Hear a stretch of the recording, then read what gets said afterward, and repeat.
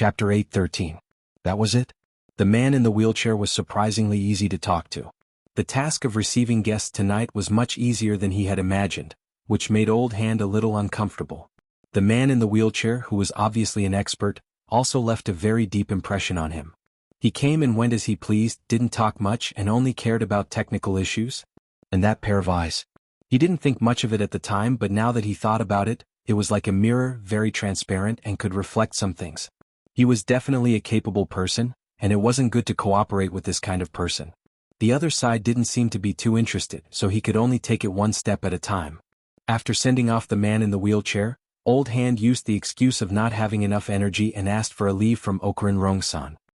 He returned to his little nest, quickly equipped himself, and snuck out of the Peace Trade Market through a secret route that he had already planned.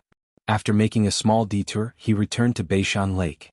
The Peace Trade Market was located on the northeast shore of Beishan Lake, which was next to the Misty Mountain Range. If one were to go further into the land, it would be the publicly recognized wilderness.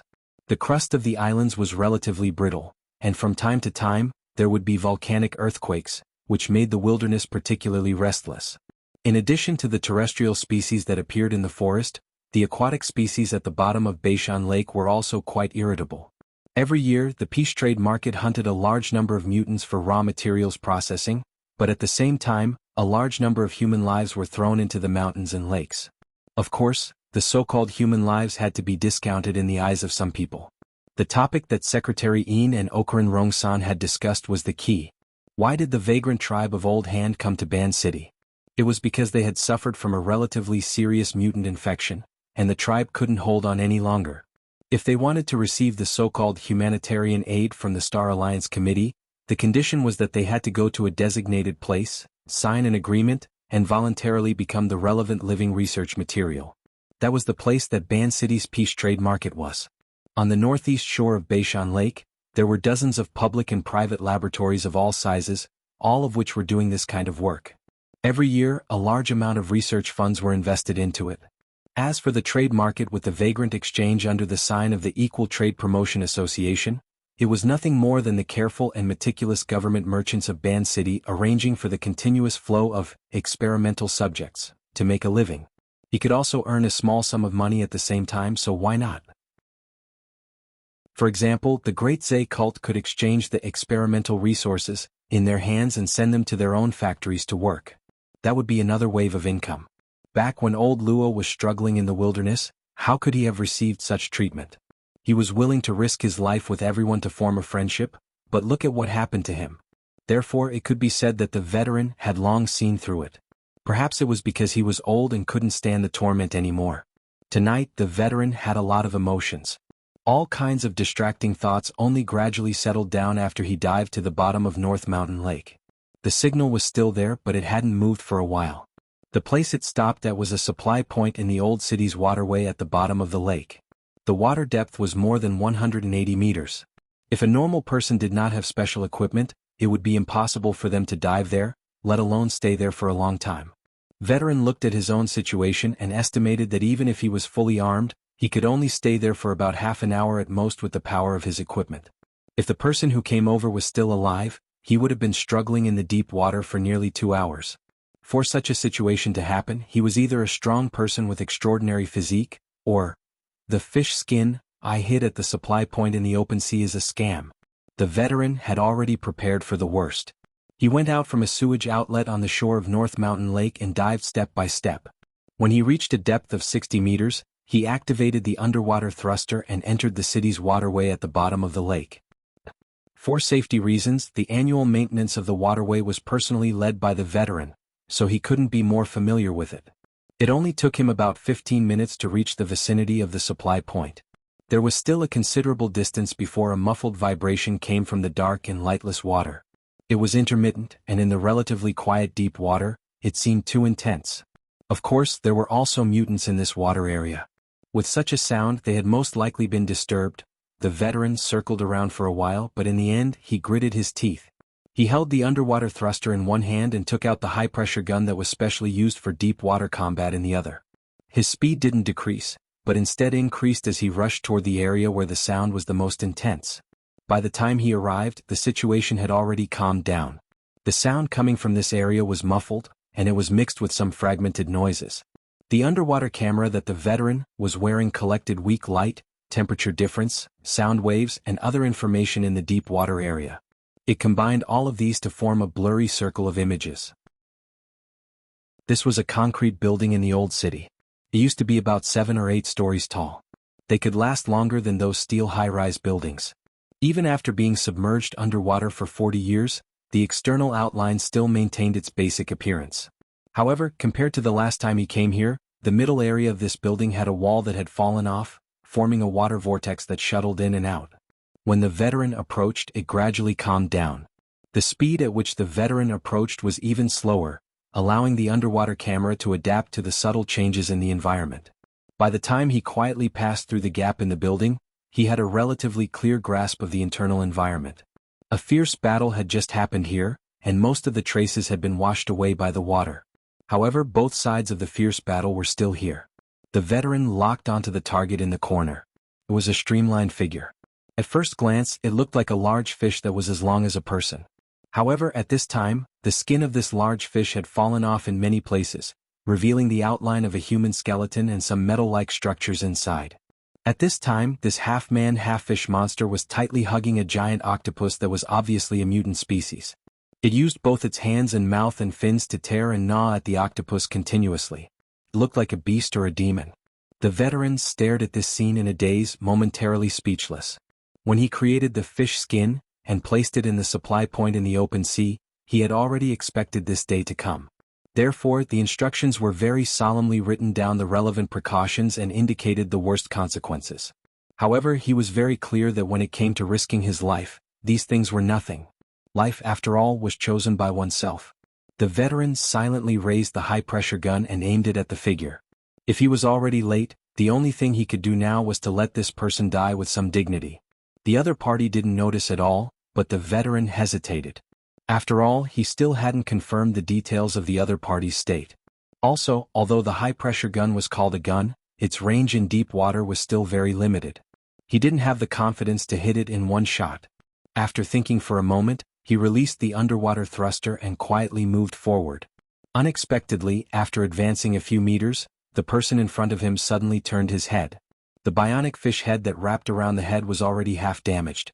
In the deep water and high-pressure environment, the exposed face was also highly distorted, and part of it was still stuck to the fish skin. One of the eyes had already exploded, and the flesh and blood were badly mangled. There was still a strip of the mutant octopus's meat hanging from the side of his mouth, making him look as ferocious as a ghost. However, the other party's reaction was unimaginably calm. He just slowly turned around and stayed in place, not reacting to the muzzle that was pointed at him. A glimmer of hope appeared in the veteran's heart. He also stopped, raised the muzzle, and maintained a safe distance. At the same time, he opened his own diving equipment's communication device. He caught the other party's signal and connected. A second later, the communication channel was formed. "Hello, can you hear me? Who are you?" "Ha ha ha." What came through the communication channel was only meaningless throaty sounds and panting, and occasionally 1 or 2 high-frequency screeches. There was no way to analyze it at all. The veteran's heart sank again. It was very obvious that activating the mutant trait within the fish skin and actively forming a mutant infection in order to obtain short-term power had already wiped out the other party's ability to speak. The veteran tried to send a text message, but there was also no response for a long time. This was normal. The mutant infection had already destroyed the other party's nervous system, and his brain function had already changed. It was already quite amazing that the other party could still maintain a relatively clear mind after such a long time. And perhaps this was all he could do. The veteran wanted to slap himself in the face again. This is the good thing you created. Wait a minute, there's still a way, the kind that is often used in educational activities. The veteran tried his best to calm his breathing, concentrate, and use his pitifully weak soul power to sketch out a certain special structure. According to the church's philosophy, one flower cannot grow into spring, and one tree cannot grow into a forest. Ordinary people without talent could only rely on collective cooperation to survive a great calamity that could come at any time. Only then would they be able to build a shelter for themselves and their fellow believers, huddling together for warmth. The veteran himself did not have the ability to realize telepathic communication, But if the other party was really a member of the church, the water rippled, and the mutant octopus that had already been torn into pieces smashed over. The veteran was startled, and he subconsciously raised the high-pressure gun again. He quickly came to a realization. With the structure of a mollusk, and the fact that he was nearly 200 meters underwater, it was impossible for him to cause any damage. Furthermore, apart from this throw, the person on the other side only twisted his body in place, stirring up the water ripples. There was no follow-up attack. Then, you won't let me use it? Ha ha ha. Is there danger? Other than panting, there was no other sound, so the veteran knew that he had guessed correctly. But with the current situation, he could not keep guessing. He could not imagine the specifics of the situation at all. What should I do? At this moment, the hideous body in front of him moved, slowly moving forward. The "ha" sound came from the communicator again. He could tell that the other party was trying to make his voice steady, revealing his desire to communicate. Want to get closer to communicate? The veteran was a little hesitant. That's right, he had joined the Soul Order, but he could not be considered a devout believer. He saw it more as a partner who huddled together for warmth, and this was also in line with the teachings of the church. Now he was asked to risk his life. Bah, a man in the wilderness had all sorts of bad habits except for one, and that was never a coward. The veteran forcibly stabilized his body and watched as the other party approached bit by bit. He also watched as the other party used chaotic and even ridiculous movements to make all sorts of signals. It was very difficult to understand, but the veteran was shrewd and ruthless at this moment. He remembered the experience of learning this sanctuary technique when he first joined the church. Recalling the scene at that time, he freed a hand and stretched it forward. Just like that, he touched the body in front of him that was neither a human nor a fish. The cold and slippery touch was faintly discernible through the diving suit. However, apart from the simple and crude touch, he also felt a little bit of warmth. It did not belong to the cold and gloomy lake water, but to another world of nothingness. It turned into a warm light and slowly traced a trajectory.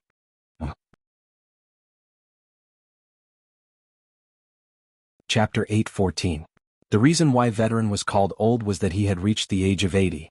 In today's era, he could barely mix in the ranks of the middle-aged and old, and not completely fall into the circle of the elderly. But in fact he was still old.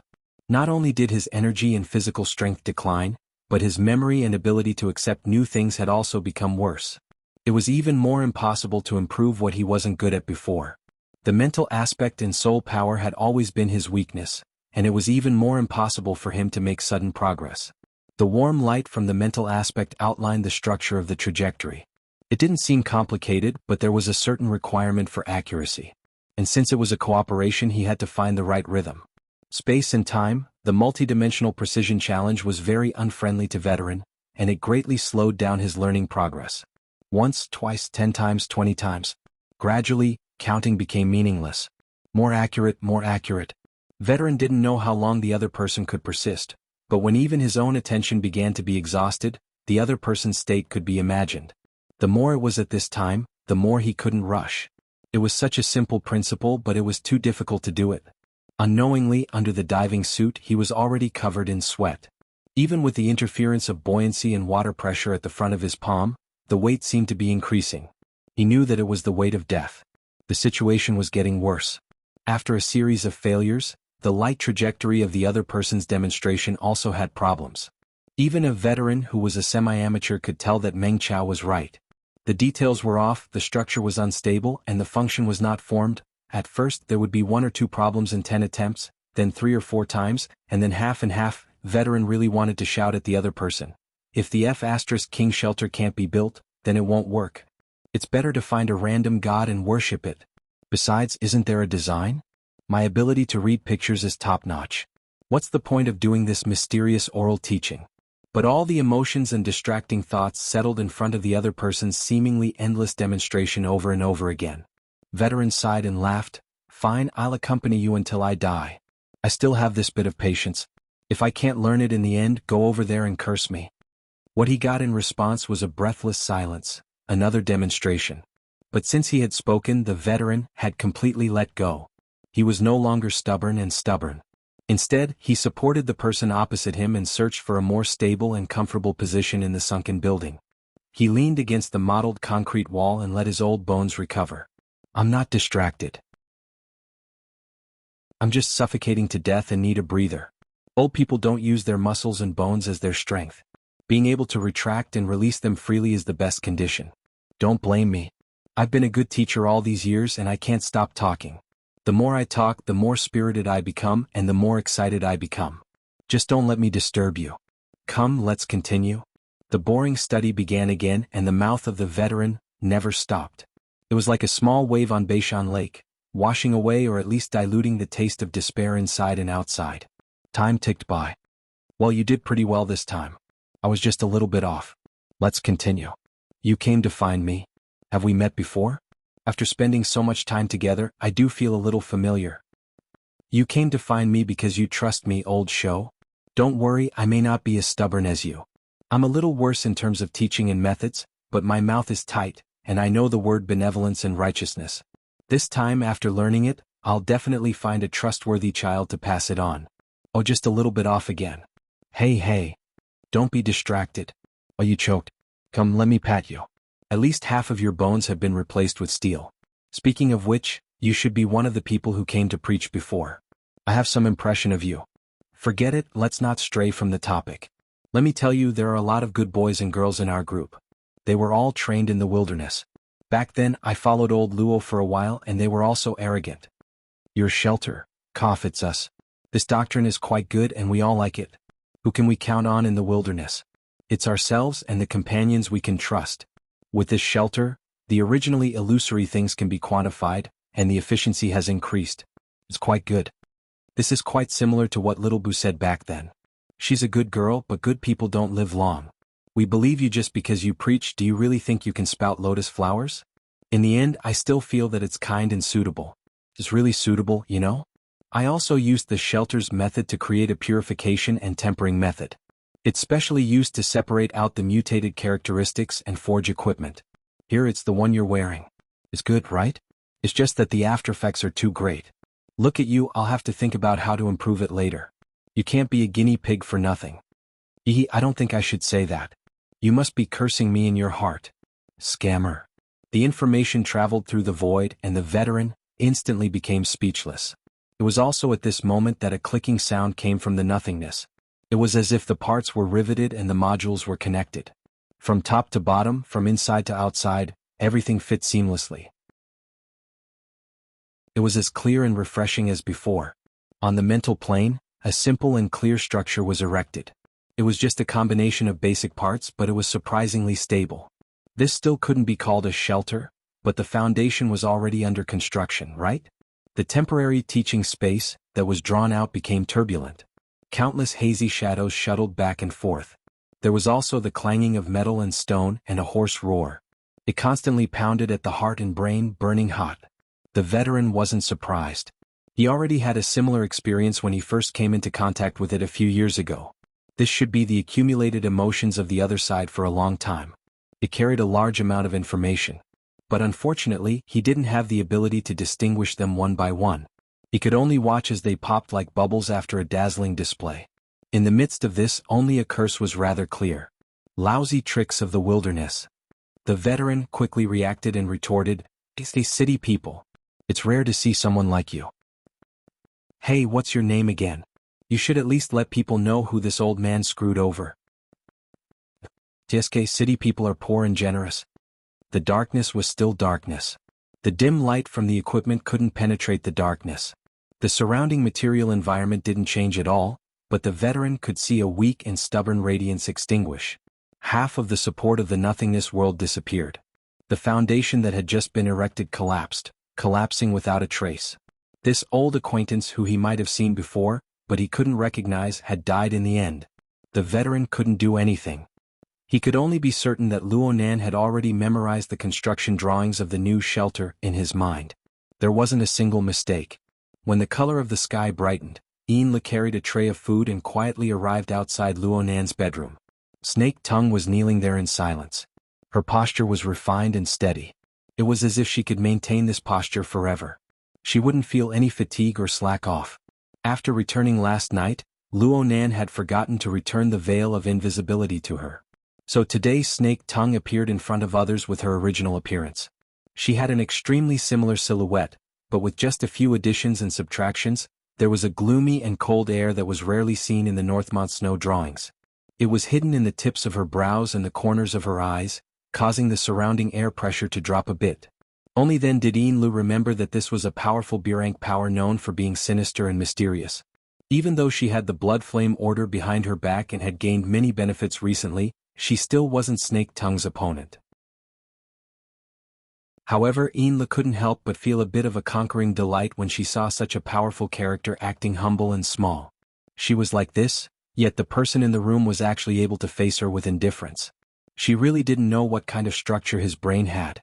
100 thoughts spun in her mind, but her face was calm and without a ripple. She spoke in a businesslike manner. "Is Mr. inside? He didn't sleep all night. He's probably still drawing." Lu hesitated for a moment, but she still walked forward. Snake Tongue opened the lattice wooden door at the right time and invited her inside. Luonan was still dressed as Boss Missouri from last night in the bedroom. His belt was still untied, and the effect of the veil of invisibility was still there. He sat upright on the tatame, holding an electronic pen in his hand as he faced the virtual work area in front of him. One could see that his eyes were densely bloodshot, and he looked quite tired. His hands didn't make any substantial movements, but he kept on drawing in a small area. It looked like he was a bit excited. But overall he was just staring blankly. Since she came in, Lu called out softly, "Mister, would you like to have some breakfast?" "Just put it there." Luonan responded quite quickly. He clearly wasn't focused or daydreaming. Instead, he was in a state of being overrun with distracting thoughts. Lu could only obey. She and Snake Tongue, who had followed her in, laid out the plates. During this time she couldn't help but let her gaze drift towards the work area. All she saw were hazy and chaotic lines and blocks of color. It was like a sea, but it wasn't a sea. The general structure was a bit familiar. Right when she was guessing, she suddenly heard Luonan's command, "Go find out about the matter of technology investment." Lu was stunned for half a second. Only then did she remember that the so-called technology investment was something that the awkward old man mentioned last night. She didn't think that Luonan would actually take it to heart. "Yes, I'll contact Ao Pingrong and Rongsan right now. Or I can directly contact that person." Veteran. Ah yes, the old hand. Luonan continued to stare at the work area. He didn't even turn his head. "Also, organize a copy of the Soul Order's information and give it to me." "Yes. That's right. There's also the Deep Blue World. Earth's current development of the Deep Blue World aside from the research projects of the Deep Blue Platform. For example, minerals and the like." Lu was a bit stupefied. She knew about the Deep Blue World, but this place was only known to people in recent years when the Deep Blue Walkers entered the military. Whether it was the mortal world or the inner world, they knew very little information about this place. The Blood Flame Order didn't have any relevant reserves. Plus, the span of these three commands was a bit large. She was completely unable to grasp the connection between them.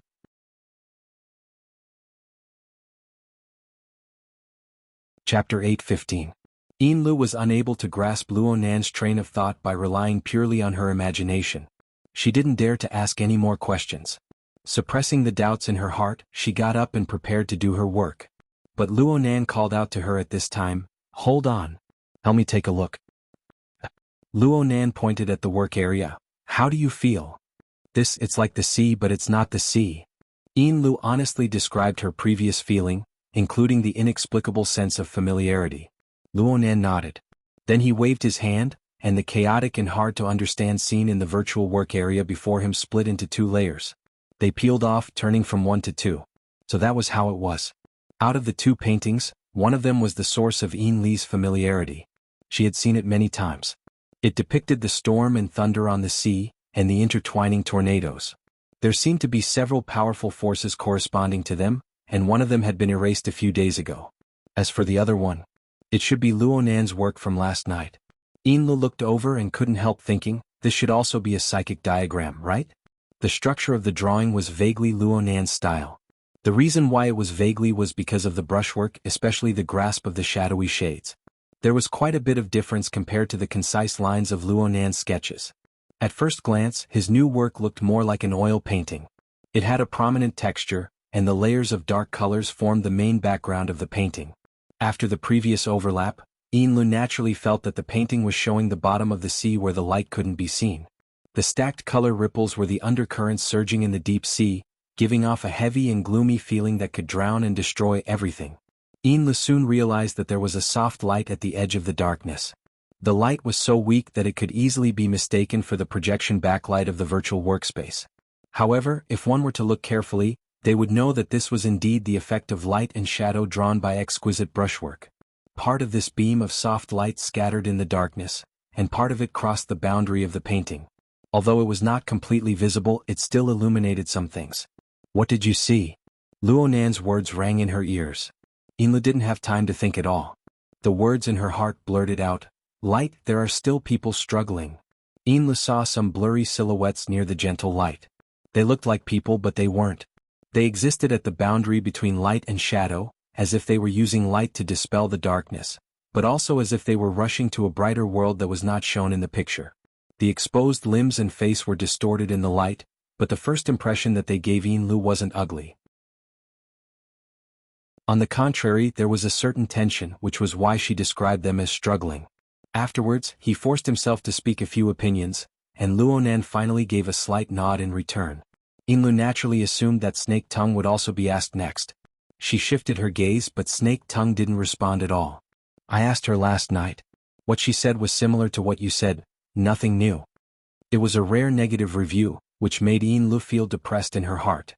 And at this time, Luo Nan brought up a hand-drawn picture. This picture was even more concrete. She could see the back of a woman at the center of the picture. She seemed to be standing on a beach near the sea. Far away was the exposed silhouette of the upper hull of a ship on the curved surface of the sea. Lu had just come back from the pier of Ban City the day before yesterday. With a glance, she was able to recognize the scattered architectural lines, especially the silhouette of the wing on the high platform. It was no different from the luxurious private business jet parked on the jadeite light. Oh, she seemed to have found another reason why Luo Nan paid special attention to the jadeite light. She heard Luo Nan murmur, "I didn't draw it wrong, but there are still links missing in the middle. Too many links are missing. I can't put them together. It's the same even if I add this." Lu immediately imitated Snake Tongue and lowered her head. This was definitely not a field she should meddle in. Reality proved that in certain fields, the method of gathering the masses for mutual benefit was unworkable.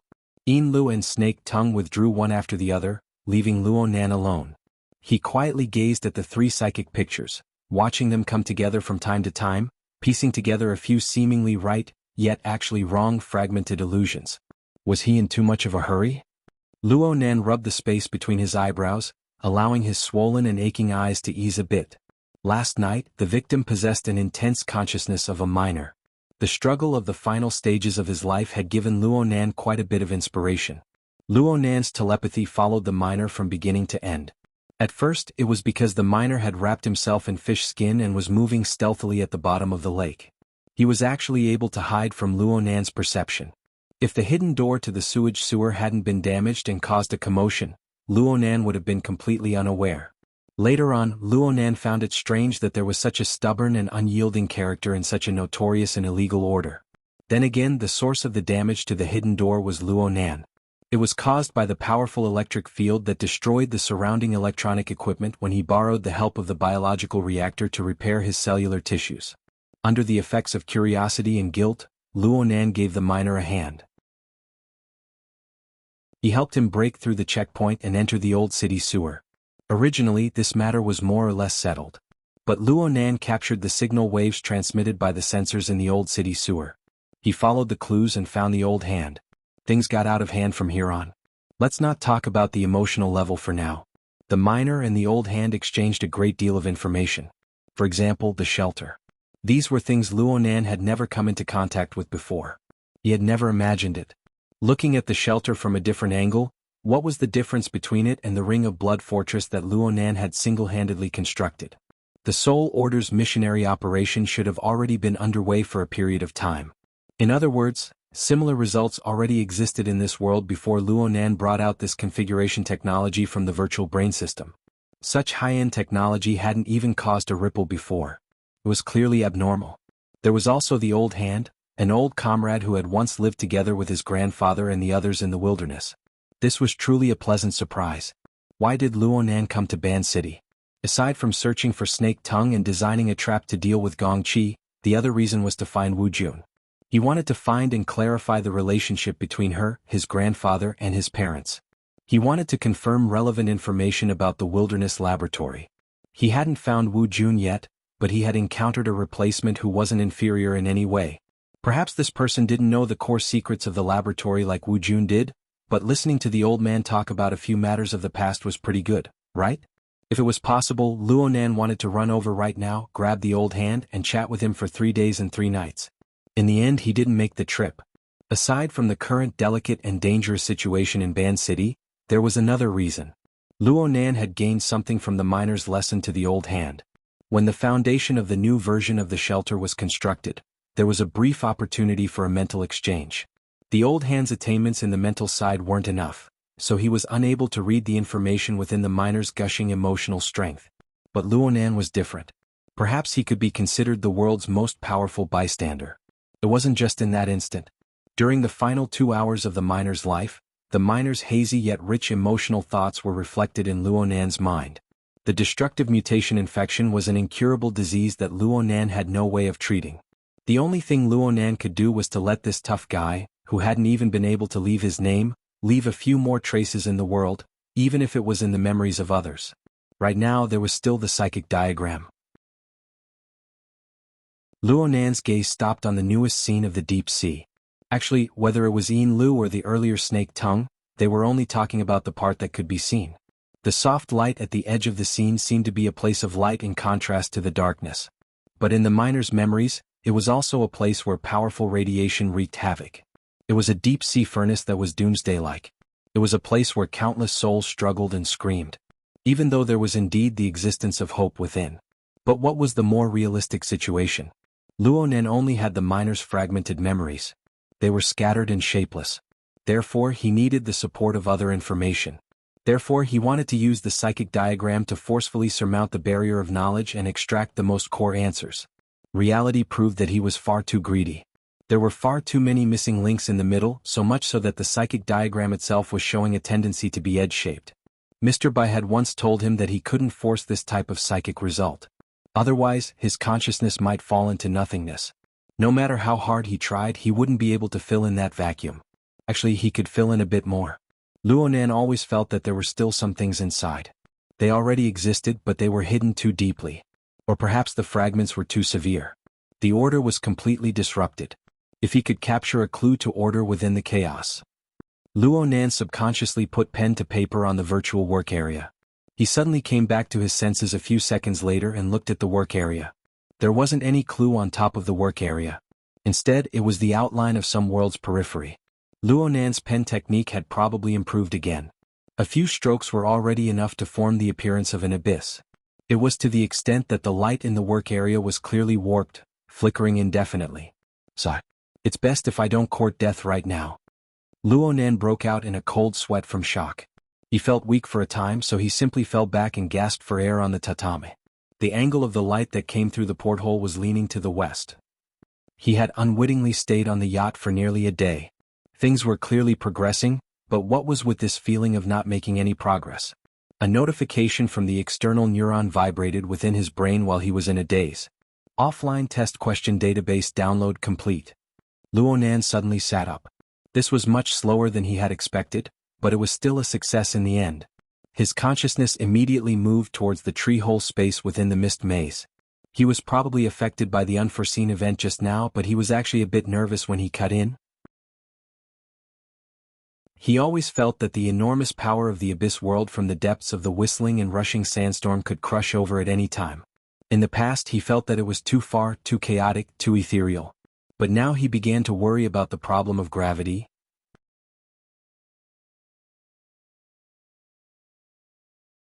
Chapter 8:16. Luonan's consciousness entered the virtual brain interface once more. 2 days and 1 night of downloading did not bring about too obvious of a change. There was only a new notification pop-up waiting there, covering the information refresh window. The notification said, "Offline test question database download complete." It seriously lacked a sense of ceremony. Luonan was affected by this and was worried about the gravitational problem of the abyss world. He didn't have any special feelings. He directly chose to confirm. The notification pop-up disappeared and the information refresh window behind it appeared. New but familiar characters appeared, initiating verification procedure. Confirming activation of offline test procedure. Owner's genetic data has not been entered into the database. Results are being entered. Overall results fail. If he knew that he had to re-enter the questions, he would have taken advantage of these 2 days to do a few more sets of questions and increase his basic points. Luonan chuckled in his mind. Then he saw the follow-up information continue to roll. Additional question database data pulled out. Determining additional question difficulty as spacetime configuration heaven stairway level 2. Selecting questions. Without any buffer, a clear change appeared in the virtual brain interface. The background of the deep starry sky began to expand. The central virtual brain galaxy seemed to come head-on. Millions and millions of stars shuttled and flowed, then scattered in all directions. It represented a process of drawing closer, enlarging, and focusing. The stars became sparse and felt even more distant. A deep void filled most of his field of vision. But soon, the surface was smeared with a relatively rich color. The main source was a large blazing fireball in the distance. Because the light emitted was too intense, it passed through the diffraction and refraction of certain interstellar matter, forming an enormous warped dynamic facula of light. It blurred the proper spherical shape. A portion of its elongated extension was like a spewing light whip and tongue of flame. It cut across a small portion of his field of vision. And so Luonan knew that he should have entered the range of a certain planetary system. He was able to observe the star's sun from a close distance. While he was still analyzing, his field of vision was completely out of his control. He avoided the powerful light of the star and turned in a different direction. A bit of green vaguely sprouted in the void of that position. It rapidly enlarged in the center of the interface. It had a relatively distinct curved boundary. It was clearly a rapidly expanding planet in his field of vision, and it was brimming with the aura of life. It's like playing a game or watching a movie. Luonan couldn't find the feeling of being tested for a time. But it was a bit lacking to say that he was immersed in the scene. The immersive effect was not as good as virtual reality, and his sensory perception lacked real feedback. He knew very well that he was still on the yacht, transmitting information through space and waiting for the test question to appear. While he was pondering and studying, a series of data quickly popped up at the edge of the interface between the habitable planet and the void.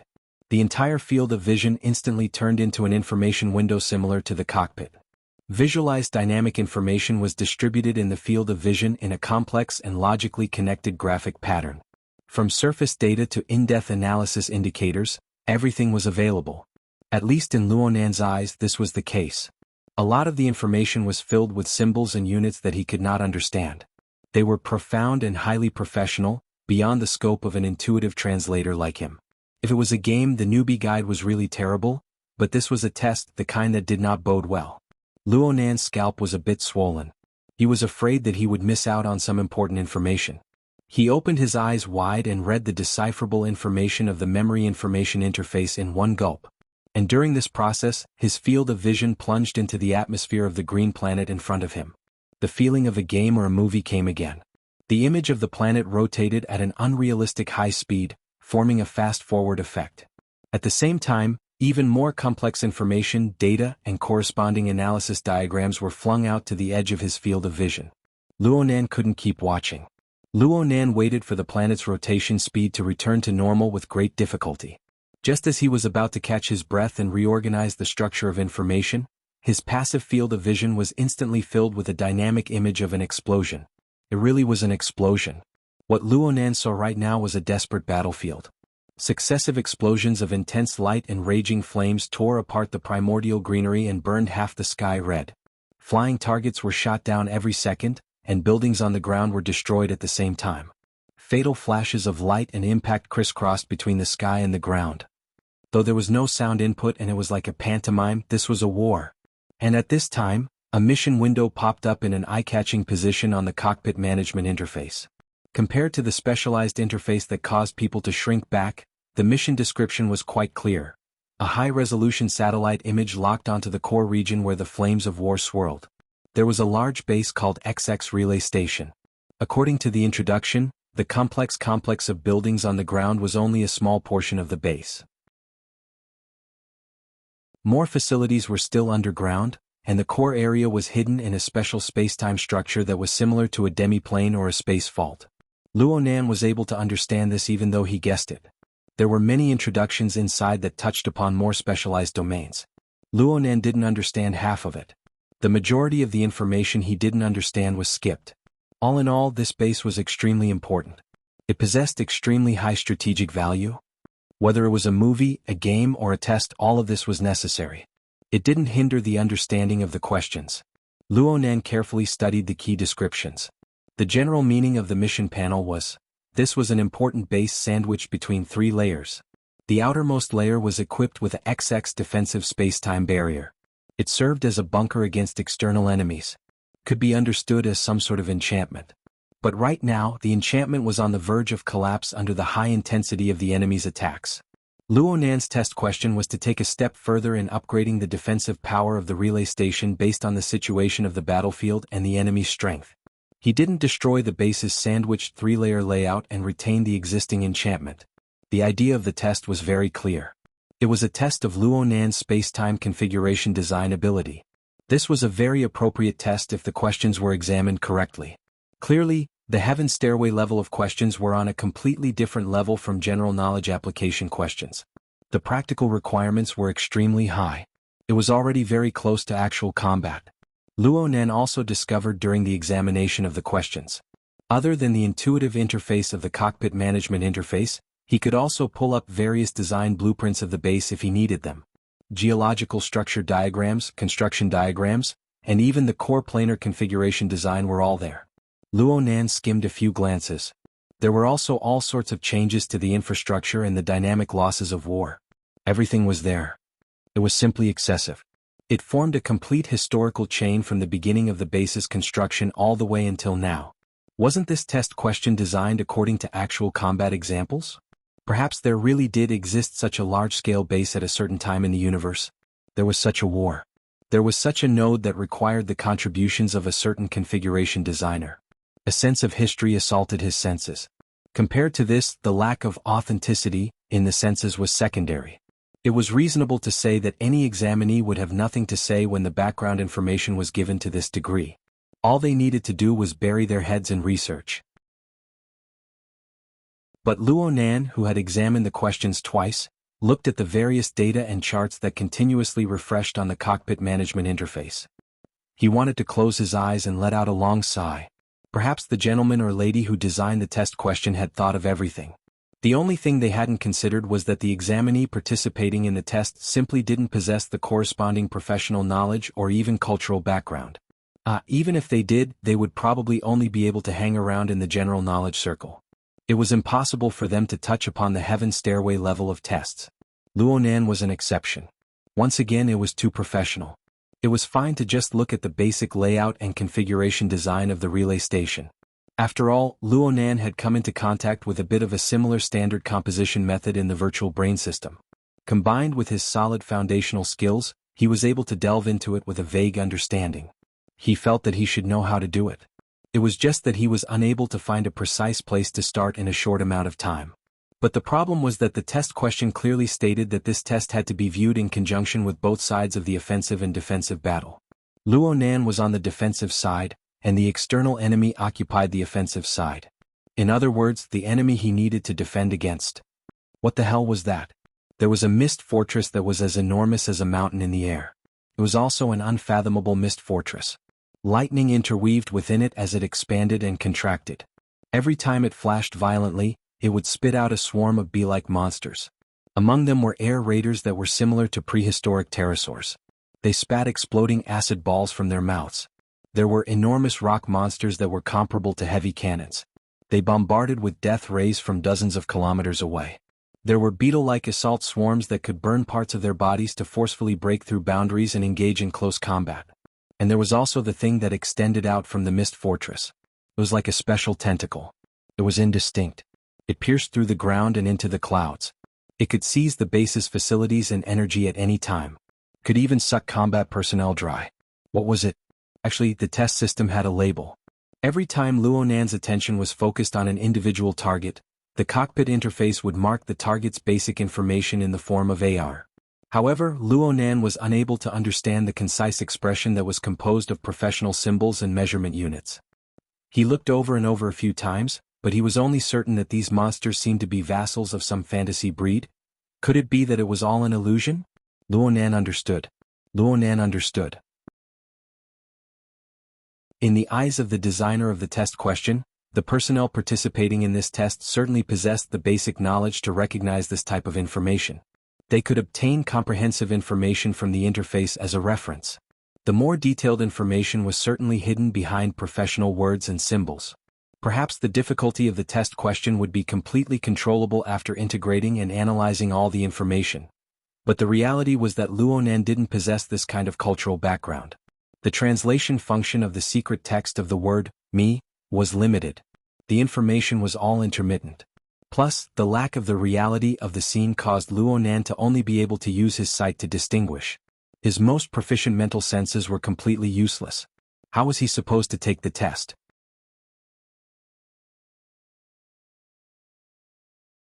Chapter 8:17. Luonan was a bit flustered. Could he exit right now and go back to rummage through the data of the virtual brain system to cram? Clearly he could not. After the test questions were presented, a countdown began on the managed cockpit interface.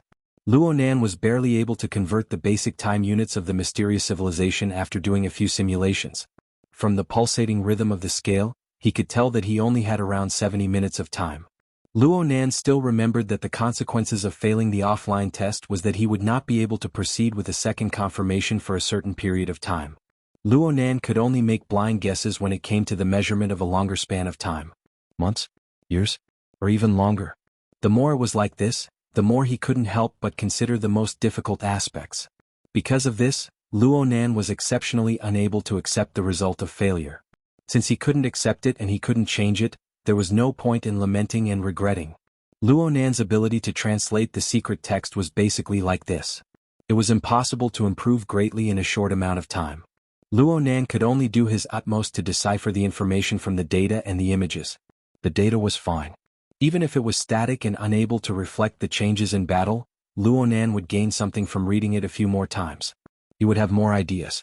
However, the analysis of the battle images was far too unreliable. Luonan's military knowledge was lacking.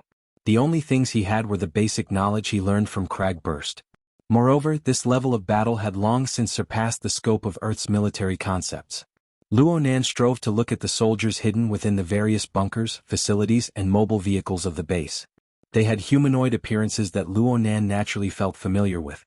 Most of them wore extremely high-end exoskeleton armor. They were a bit similar to Deep Blue Walkers. Each and every one of them moved quickly, controlled stably, and were well trained.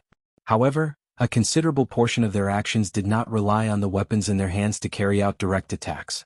Often, there would be some sudden, unforeseen attacks and defensive attacks that would erupt within and outside the base. They would appear above and below ground in various areas. At first glance, they didn't seem to conform to the laws of physics, but their destructive power was astonishingly great. This made Luonan think of the Deep Blue Walker's formatting domain. He thought of the blood-intent ring fortress that he had built with his own hands. He also thought of the Soul Order's so-called sanctuary. That's right. There was bound to be a clash and a gamble on the mental plane in this battle. If Luonan were to extrapolate from the current development direction of the Earth, then there would certainly be one or more collectivized, systemized, and solidified configurations on the mental plane that Luonan was unable to perceive. Of course, this was just a guess. No matter how powerful Luonan's soul strength was, no matter how high his mental senses were, it was hard for him to create something from nothing.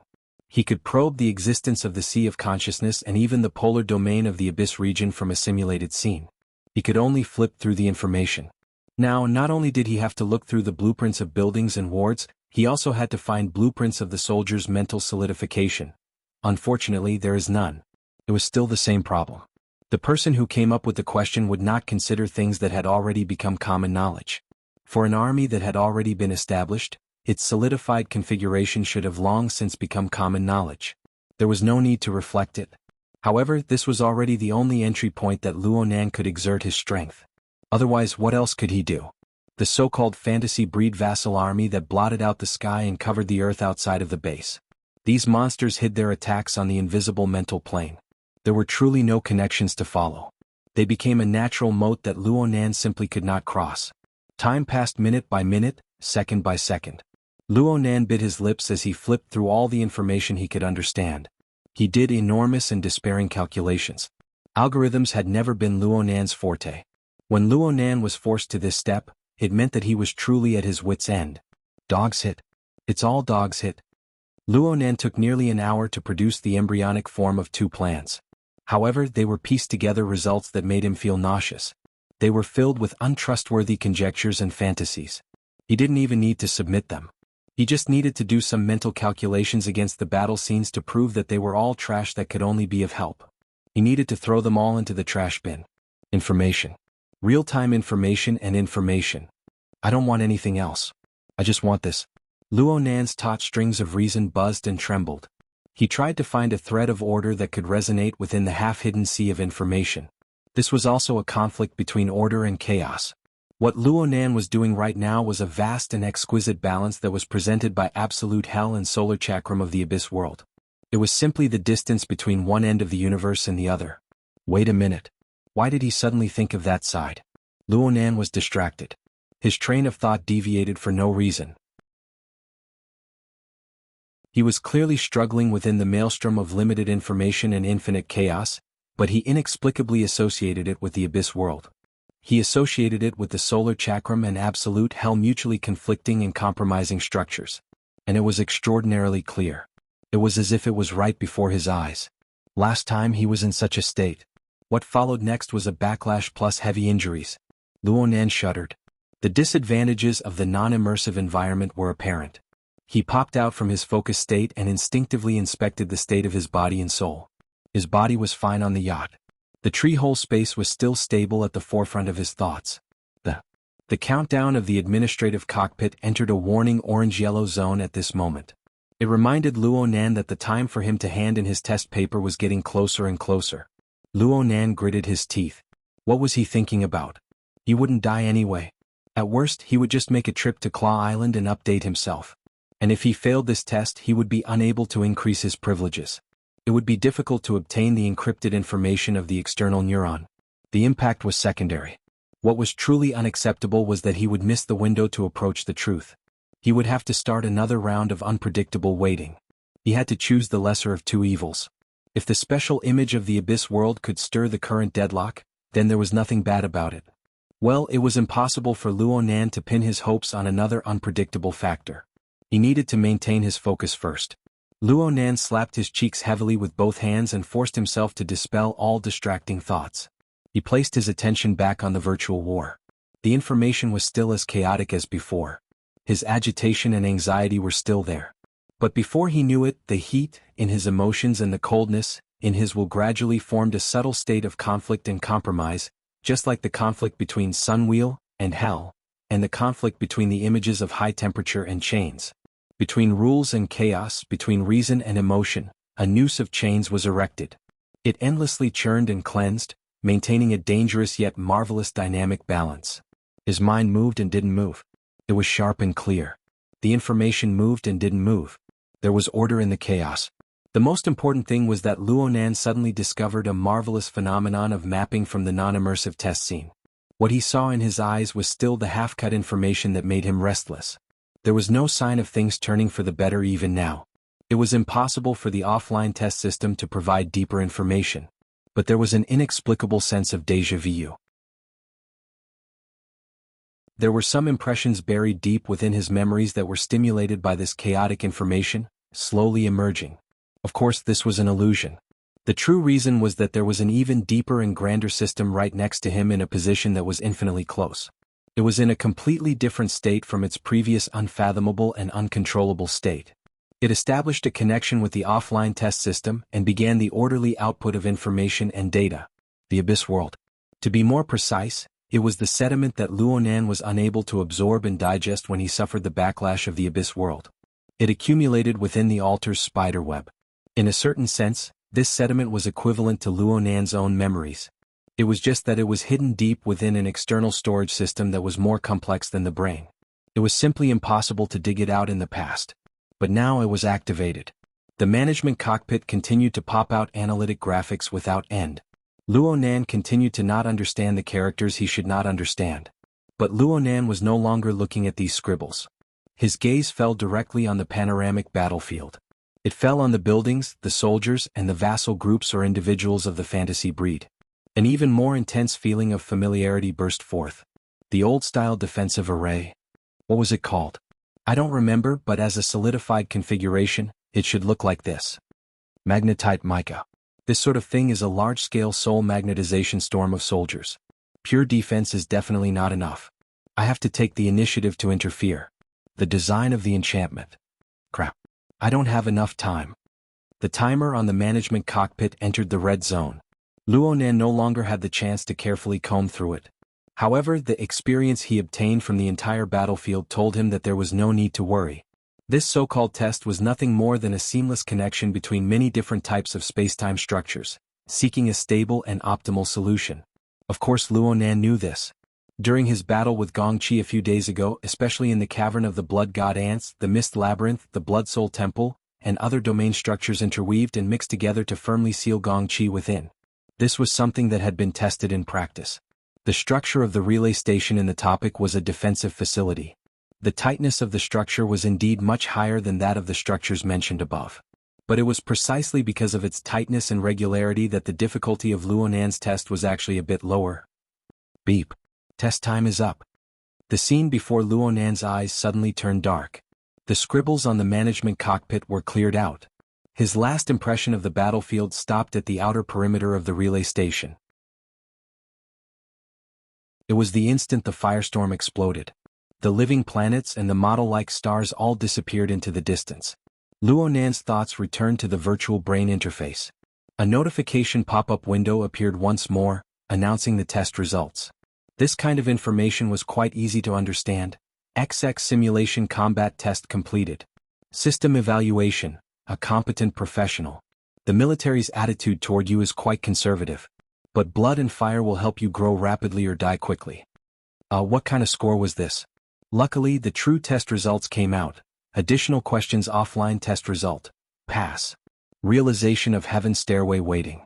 The waiting score is incorporated into the general knowledge test result. Applicable to the 100-year sequence special talent clause. Knowledge access level increased. Confirmation of rights review complete. Rank determination complete. Holders current privileges. Ownership, temporary. Knowledge access, Heaven Stairway Level 4, tested. Resource access, Sergeant rank, tested. Heaven Abyss Network, none, not connected. Opening corresponding privileges to the database. Able to extract design and craft data of lamination interference.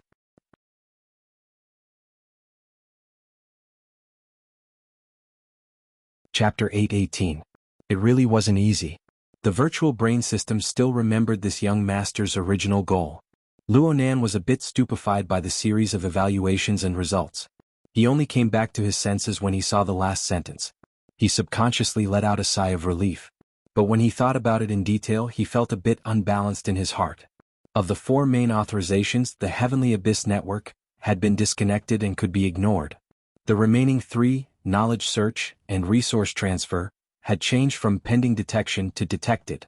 Among them, knowledge search had also been upgraded to Celestial Stairway Level 4. He did a set of Heaven Stairway Level 2 tests and obtained the right to check out Heaven Stairway Level 4. It looked pretty good. Bullshit. The core of the test, ownership, didn't change at all from the word to the meaning.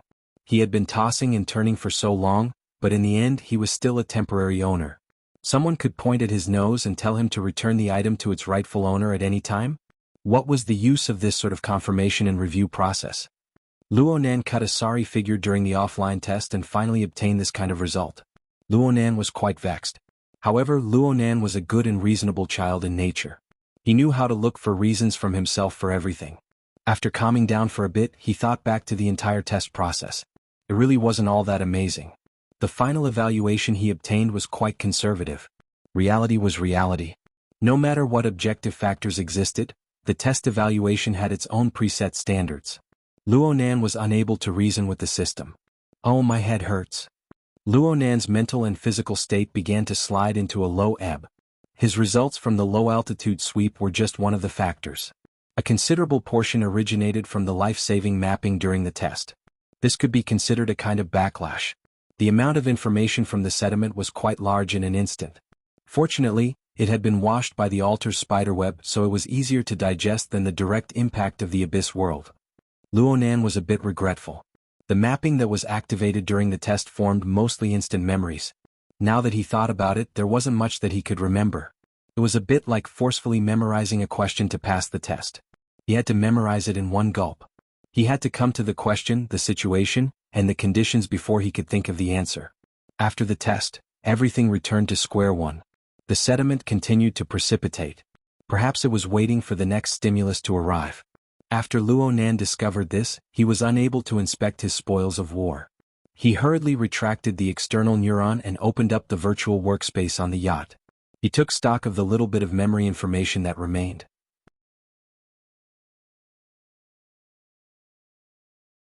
This person, his former enemy, was now his submissive servant. She was clearly a vicious character with a heart like a snake or scorpion, but she was forced to act like this in front of him. Even though she still had pride and schemes deep within her heart, she was like ice shards during the dog days of summer. She couldn't show her face. She couldn't see the light. Luonan could easily knead her as he pleased. He could mobilize her joy and fear. He could dictate her life and death. He could browse through every hidden detail. He could even casually smear on them to see a new round of reactions and transformations. Snake Tongue could only passively adapt until she became accustomed to it. Or she could make changes that Luonan permitted. She had already done quite well. After the conversation in the bathroom, her corrections were very clear. She knew better than to look at the problems on the psychological level. She certainly still had some unwillingness in the depths of her heart. Her unruliness was still there. Her lofty and unyielding character still existed. The more it was like this, the more painful it was, but she was able to obtain an unending stream of strength from it. She still lacked a bit of conscious self-awareness up until now, as well as a method to efficiently utilize it. So much so that she had suffered a lot of torment for no reason. Luonan was unable to help her with this. Frankly speaking, he was quite pleased to see Snake Tongue struggle. Cough. Luonan was a bit unaccustomed to suddenly digging out the dark side of his heart. But in this sort of one-sided situation, there was a marvelous calmness that came from letting oneself fly. In any case, his mood had indeed turned for the better. He removed the veil of invisibility from his face and handed it back to Snake Tongue. He even made a joke in passing. "Your acting skills were all trained on Northmont Shuahui, right?" Luonan laughed out loud during Snake Tongue's momentary stillness. He pulled out the information related to the lamination interference technology from the virtual brain system. The information wasn't a huge tome, but its form was quite interesting. It was similar to the amalgamation of an experimental diary and a thesis draft. It was a bit messy for other people, but Luonan had a solid foundation in configuration. He also had the mindset of a researcher. The entire research train of thought was simply moved before his eyes. Even though there were a few uncommon characters inside that he was unable to recognize and translate, it didn't affect the overall situation. Compared to the experience of the offline test, it was simply the difference between heaven and earth. Luonan skimmed through the information and had a preliminary understanding of the context of the entire information. He also quickly grasped the crux of a problem. He raised his eyes and saw that Snake Tongue was just about to leave the room. He shouted, "Wait." Snake Tongue was already Northmont Shuahui. She raised her head in a slight daze. Her face was even colder and purer than her original appearance. It intersected with her sinister and malicious image from before, forming a rather large visual impact. Luonan was stunned for a moment before he said, "Stay here. Help me with some experiments." Yeah. According to the information, the veil of concealment and the veil of silence weren't the carriers of the spirit core for lamination interference technology.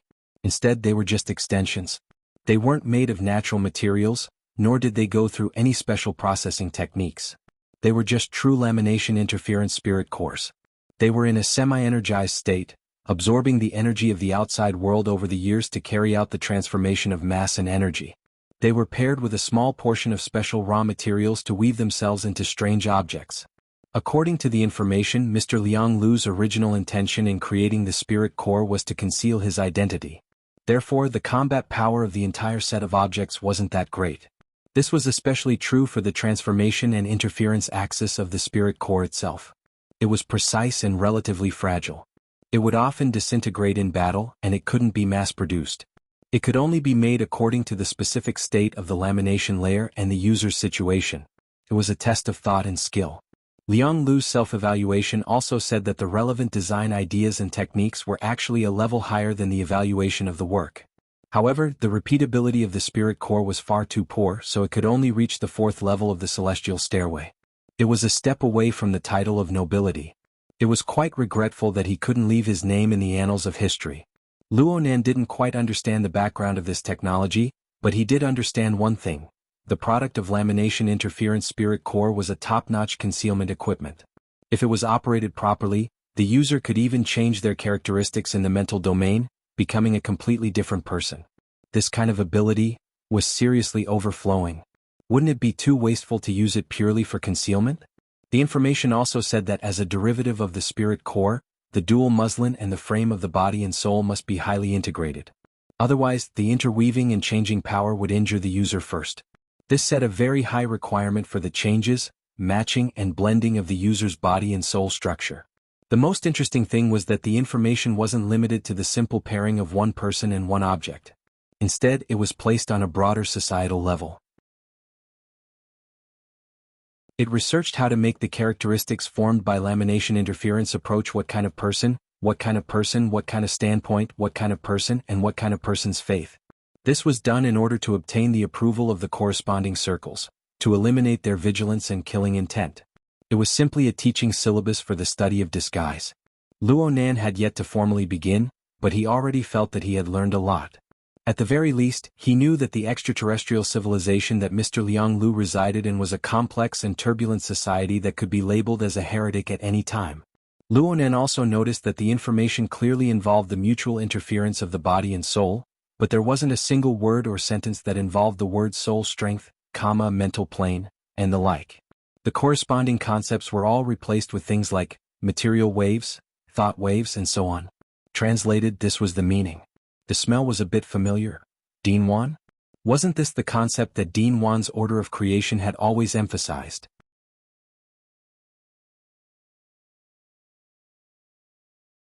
Chapter 8:19. Hua Dian was the unluckiest person in the world. At least in the 10 days after the 28th of April, Hua Dian firmly believed so. Under the bastard horn demon's terrible ability to control the situation, a routine business investigation suddenly turned into a swing on the line between life and death. The messy arrangements, the baffling traps, the sudden infighting. There were also 2 almighty extraordinaries who had come from thousands of miles away to attach their souls to him.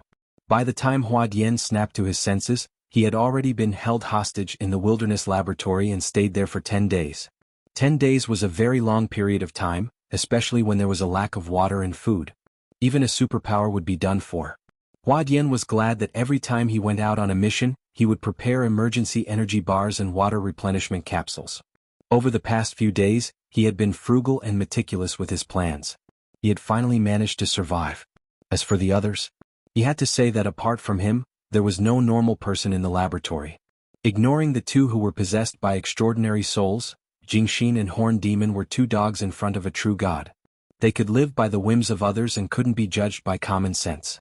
As for the remaining 2, Hua Dian originally wanted to find a sense of superiority. At the very least, he wanted to experience the feeling of being in the same boat. However, the reality dealt him a heavy blow. Saint Anthony probably didn't prepare enough supplies and ran out of food a week ago. However, he had relied on the pure and rich holy light in his body to mutate and adjust his organs. He entered a state of ascetic cultivation and endured it day by day. Although he was nearly 2 times thinner than before he came in, he was still in high spirits without any signs of fatigue. His mind was even clearer. The one with the surname Wan walked around the laboratory every day, constantly gesturing with his composition. If he was tired, he could squeeze out water from the air to replenish his energy. The more Hua Dian saw, the more she suspected that this guy's mouth could automatically produce liquid food and the like, so that he would never have to worry about food shortages. Against these 2, be it in terms of willpower or ability, Hua Dian had no choice but to admit defeat. Worst of all, they were silent fellows. They wouldn't say anything for 2 to 3 days, so there was no way for them to communicate. It bored Hua Dian to death. Perhaps he was only suitable to be a commercial spy. However, it was precisely in such an environment that Hua Dian's sense of crisis was increasing day by day under the encirclement of these people. The big fish ate the small fish and the small fish ate the shrimps. This was the ecology of the inner world. He wasn't willing to be someone's dog, and his abilities were a notch lower than others. Once he caused trouble, the outcome that awaited him would most likely not be too good. I have to leave. I have to leave quickly. From the first day he entered the laboratory, Huadian had never given up on this idea. He had even thought of more than a dozen plans, but none of them were feasible. The regular way in and out of the laboratory was in the hands of Luo Yuan. He had been very easygoing from beginning to end, as if he were there to watch the fun. The question of whether or not to leave the laboratory was completely controlled by the true God. As for the true God, this Almighty who could summon the wind and summon the rain outside, he was willing to stay in this small laboratory because he wanted to dig out the mystery within. At least before the East Ocean auction was held on May 16th, he didn't want to waste a single second. How could this be? Moreover, Luo Yuan had been saying with a smile that the void environment of the laboratory was unstable. Everyone could be left behind at any time, and it would not be so easy to come in again. Every time he said this, Huadian wanted to punch him.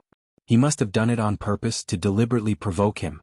With the mentality of the true God, the more he heard such words, the less likely it was to leave easily. However, the fact was that they had been here for 10 days, and the entire laboratory was like a small bunker with 1,000 piles. It couldn't be more stable. Even if the sudden storm passed through 2 days ago, causing a certain amount of impact damage to the two Kelliser-shaped corridors of the laboratory, the main body of the laboratory was as stable as Mount Tai. Not stable at all.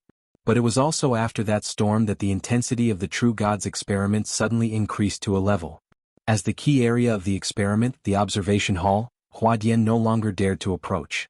The safest thing to do now was to find a room that had not been eroded by the sandstorm, and hide in it. But Huadian was the kind of person who couldn't stay idle. Just now, he followed Wanta and strolled in the right Kelliser-shaped corridor for a while. In comparison, this man, who was said to be a welfare dean in the secular world, was relatively easy to talk to. In particular, some of the outlines he drew often involved the structure of the laboratory, and perhaps the analysis of this sandstorm outside. Huadian quietly recorded it, ready to go out as his own harvest, to extort more money from the employer. Wanta should be able to detect his behavior of secretly photographing, but he did not stop it, so Huadian took it as his acquiescence. After some photographing and collecting, Wanta closed his eyes and rested there, adjusting his thoughts. Huadian went up to chat with him for a while, but he didn't get the point, so he retreated and walked back along the corridor. Just as he was thinking about where to go, his scalp suddenly went numb. The sound of heavy footsteps came from the front. Because of the curvature, he couldn't see the appearance of the person coming, but his mind had automatically imagined the seemingly sluggish body of the fat dragon. The true God. For 10 days, the true God had been sending his soul to this loyal believer, leading everything in the laboratory. It could be said that he controlled everyone's life and death apart from Luo Yuan. Huadian instinctively didn't wish to meet this person. He turned his gaze and saw that the door to a room in front of him was ajar. It hadn't been eroded by the sandstorm. Without thinking too much, he plunged into the room. When he entered, he suddenly thought of a problem. According to the latest popular cage theory, by the time he discovered the true God, he would probably have been in and out several times. Why bother?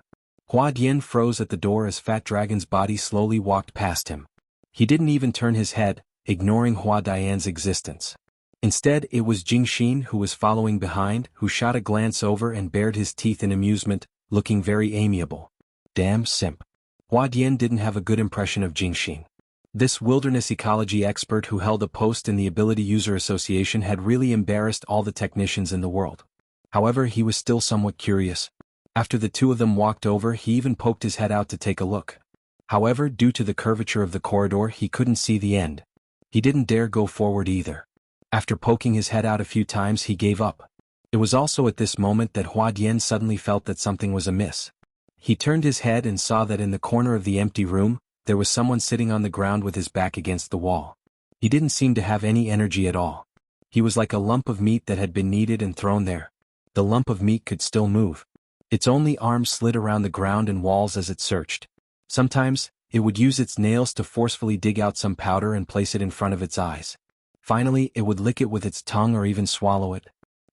Only a horned demon could do such a disgusting thing. Although Horned Demon and Jingxin were the two dogs under the true God's feet, there was actually a difference between dogs. Jingxin was a very competent bootlicker. His only job every day was to serve the true god well. As for the centaur, the initiator of the current situation, after losing an arm, his temperament became more and more weird and gloomy. He did some weird behavior that others couldn't understand. It was appropriate to call him a mad dog. Regardless of what he thought, he had to maintain his dignity. Hua Dian tried his best to ignore horned demons in human actions. The corner of his mouth twitched as he revealed a smile. "Sorry, I didn't know there was someone here. Sorry to disturb you. Something's wrong." Horned demon's hoarse and dry voice sounded. There were only 2 people in the room, so it was impossible for Hua Dian to pretend that it was a misunderstanding. He could only turn his head. "What? I'm not in the right state." "Nonsense.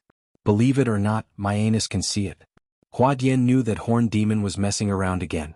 In the past few days, similar situations had happened to him more than once or twice. It was most likely due to the stimulation he received before entering the laboratory that he couldn't resolve. The 2 transcendents watched coldly, so it was impossible for Hua Dian to get involved. He was only thinking that he might suddenly be bitten if he was in the same room as Horned Demon. Hua Dian had the intention to retreat, so he said with a fake smile, "You're still too tired. Rest a little longer. I won't disturb you." With that said, he turned around and left regardless of Horned Demon's reaction. To his surprise, the moment the door opened, he nearly bumped into someone's face again. Holius H*Tia? Dr. Jingxin? Jingxin, who had just passed by, was standing outside the door. He was still smiling and looking very friendly. "Looking for Horned Demon? He's inside." Hua Dian didn't want to deal with such a person at all. He nodded and smiled before turning to the side to walk out. However, Jingxin didn't make way for him. It was also at this moment that Horned Demon, who was sitting on the ground, let out a long sigh. He slowly got up and walked over, saying strange words that no one could understand. "That's how it should be." At this moment, Hua Dian was in no mood to decipher it. As a B-rank ability user, the distance between him and Jingxin had seriously exceeded the normal safe distance. If they happened to meet, it wouldn't be a problem for them to cross paths instantly. However, Jingxin stood there without any intention of making way. Then, the words that came out of his mouth made Hua Dian's heart sink. "Brother Hua Dian, Lord True God invites you over." "I'm not going." That was Hua Dian's first reaction, but he didn't have the courage to say those simple words. In that instant, the Horned Demon behind him swayed as he followed, forming a pincer attack with Jingxin.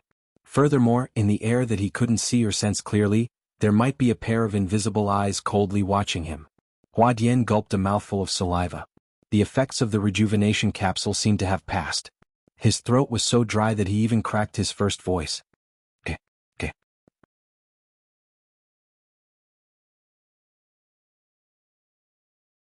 Chapter 820. Hua Dian hated that the corridor was too short. Before he could sort out the situation in his shocked brain, Fatty Dragon's back was already in front of him.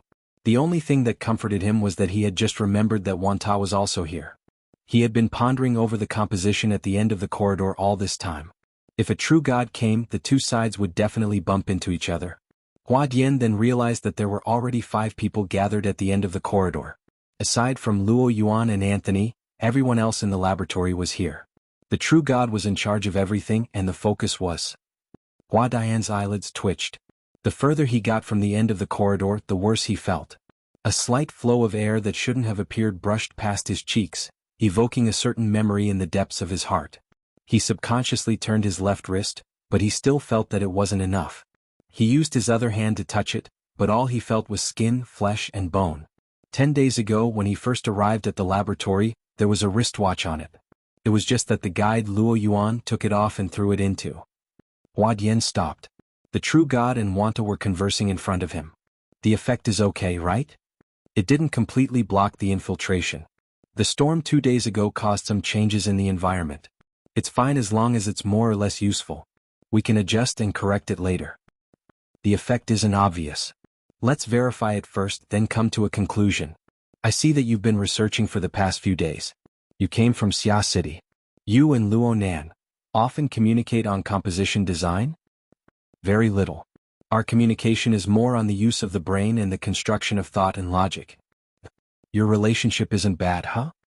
It is. From Hua Dian's point of view, the conversation between the 2 seemed to be spontaneous and flowed naturally, but there was tension and coldness seeping through it. If Hua Dian was purely a bystander, he would be happy to analyze it in detail. But right now Jingxin was staring at him with a fake smile, forcing him to move forward. Hua Dian's heart was filled with ominous clouds. Up ahead, at the end of the corridor, there was an even more eye-catching scene aside from the two conversing. The metal door that led to the so-called tree hole was open. Hua Dian felt his scalp tingle as he subconsciously retreated. Jingxin coughed beside him, wanting to warn him. At this time, Fat Dragon had already turned around. His face was stiff, but his eyes shone with the brilliance of a true god. When the bright light shone on him, Hua Dian's body froze on the spot, motionless. Something's not right. The centaur on the other side was confused again. As he muttered, he picked some powder from the wall of the corridor next to him. This time he didn't lick it into his mouth, but he held it in front of his eyes in a daze. Shut up. The true god's gaze was still on Hua Dian. He only used Fat Dragon's mouth to reprimand the centaur. The centaur didn't react, but he stopped talking. The true god did not play any tricks and immediately said to Hua, "You, go to the door." When she heard this order, Hua Dian was already a little desensitized. Her emotions were in a mess, but her mind was surprisingly clear. The big fish ate the small fish and the small fish ate the shrimp. They were finally going to make their move. Then fear surged in his heart. Hey, there's no need to make a fuss. Beside him, Jingxin slapped him on the shoulder and interrupted him. He even took on an unprecedentedly intimate attitude. It's just an experiment, just my ass. Hua Dian instinctively reacted and wanted to elbow back. However, just as this instinct was about to be triggered, it froze under the true god's cold gaze. Jingxin was certain that Hua Dian had already lost his resistance. He casually hugged Hua Dian's stiff shoulders and persuaded him like a good buddy, "Calm down. You cannot believe in your strength and luck, but you can't doubt His Excellency's abilities. Look, we've already made sufficient preparations here. All you need to do is verify it. Walk in and walk out. It's that simple." Perhaps because he hadn't spoken to his heart's content in a long time, Jingxin's chatterbox trait seemed to be on the verge of erupting. "Don't ask why we aren't going. Everyone will understand. Besides, you're the only professional spy here. Come, use your specialty. Go to that tree hole and observe carefully. Tell His Excellency the results. As for the remuneration, it will definitely be enough." His incessant chatter finally attracted the true god's gaze. Jingxin's voice came to an abrupt halt, afraid that he would incur the true god's displeasure and enter the tree hole exploration list at the last minute. He began carrying out his true mission. He grabbed the back of Hua Dian's neck and hooked him forward with all his might. "What you're doing is too much." Wanta's voice sounded beside Fat Dragon. The true god's reaction was calm. "Say something useful. After a living being enters the tree hole, you need to know the effects it will cause and how to adjust." In his heart, Wanta was a technician who could help him. However, Wanta's reaction was even more direct. He turned around and walked away, arriving beside Hua Dian in 2 steps. In passing, he smacked Jingxin's arm away. The latter never expected such a situation to occur as his arm slipped from Hua Dian's shoulder. Wanta gestured to Hua Dian. "Let's go." Hua Dian stood motionless, his mind still in a daze. Jingxin's eyes nearly popped out as he bellowed, "Who dares move?" Wanta reached out to grab Hua Dian's arm and continued forward. Hua Dian finally snapped to his senses. His aura, which had been repressed by the true god, came to life as he began exerting strength from his feet. But at that moment he clearly saw Fat Dragon's muscular body distort at the end of the corridor. In fact, what was being distorted was the air and perception. Then the distorting force was used on Hua Dian and Wanta. A muffled explosion sounded in the corridor as Wanta's body slammed into the wall. The back of Hua Dian's head hit the ground. Even Jingxin was pushed 3 to 5 meters away as he slammed into the curved corner of the corridor. On the other hand, the horned demon didn't care about what happened here. He headed straight for the true god and happened to avoid the frontal assault. At that moment, he stopped and turned his head curiously. No matter what, Hua Dian was still a B rank. His previous reaction wasn't up to standard, mainly because he was being suppressed by the true god. Now that he had hit his head on the ground, he was completely clear-headed. It was time to risk his life. The few plans that he had been pondering over the past few days flashed through his mind, but in the end, he reacted instinctively. He exerted strength in his legs and shoulders at the same time, his body sticking close to the ground as he slid backward at high speeds. Soft sounds of sonic booms rang out as 7 bone talismans shot into the air. These bone talismans were said to be props made by a certain transcendent. After Hua Dian bought them at a high price, he had been keeping them close to his body. Every time he used one he would feel the heartache for days. But now he was throwing them out as though they were free. High frequency, high pressure, and highly chaotic impacts exploded one after another. The external physical impact was secondary. A considerable portion of it was used on the mental level. It connected to the illusory abyss to summon a storm with greater destructive power. Whoosh! It was as though a gale had passed through the corridor, emitting a muffled howl that caused one's blood to sink. Some of these bone talismans killed indiscriminately. Hua Dian was also affected, so he couldn't figure out the changes in the outside world. He didn't hope to injure the true god. All he wanted was to cause the laboratory space to tremble. Also, according to his observations over the past few days, there was an area similar to the one that swallowed his wristwatch. Past the corner, the second door. I'll take a gamble. Hua Dian had already slid past Jingxin. The latter was struck by the abyss storm summoned by the bone talisman. His reaction was a beat too slow, preventing him from intercepting him. Hua Dian's shoulder brushed against the corner wall, but he didn't slow down at all. The locked door was right in front of him. His heart stirred, and just as he was about to jump up, his chest suddenly felt stuffy and hot. Then there was a muffled sound of his sternum collapsing. As though he had been trampled by an invisible elephant, Hua Dian's sliding body was suddenly nailed to the spot. Apart from his twitching hands and feet, there was no other movement. Stupidity can be contagious, but life can't be shared. The tremors caused by the bone talisman were rapidly dispersed. After a moment of chaos, the true gods will suppress the entire space like a resplendent sun. The power and order that belonged to him forcefully interfered with the surrounding area, gathering into an invisible cage that trapped the heavily injured Hua Dian. It also trapped Wanta and continued compressing the space. Wanta didn't wait for death. He arched his body slightly and gathered his arms in front of his chest, assuming a defensive posture. His mouth opened and closed slightly, but no sound could be heard. However, invisible waves were emitted, causing the surrounding space to tremble incessantly. It resisted the cage cast by the true god. Affected by this, the corridor clearly buzzed and trembled. At that moment, Jingxin snapped back to his senses from the impact of the bone talisman.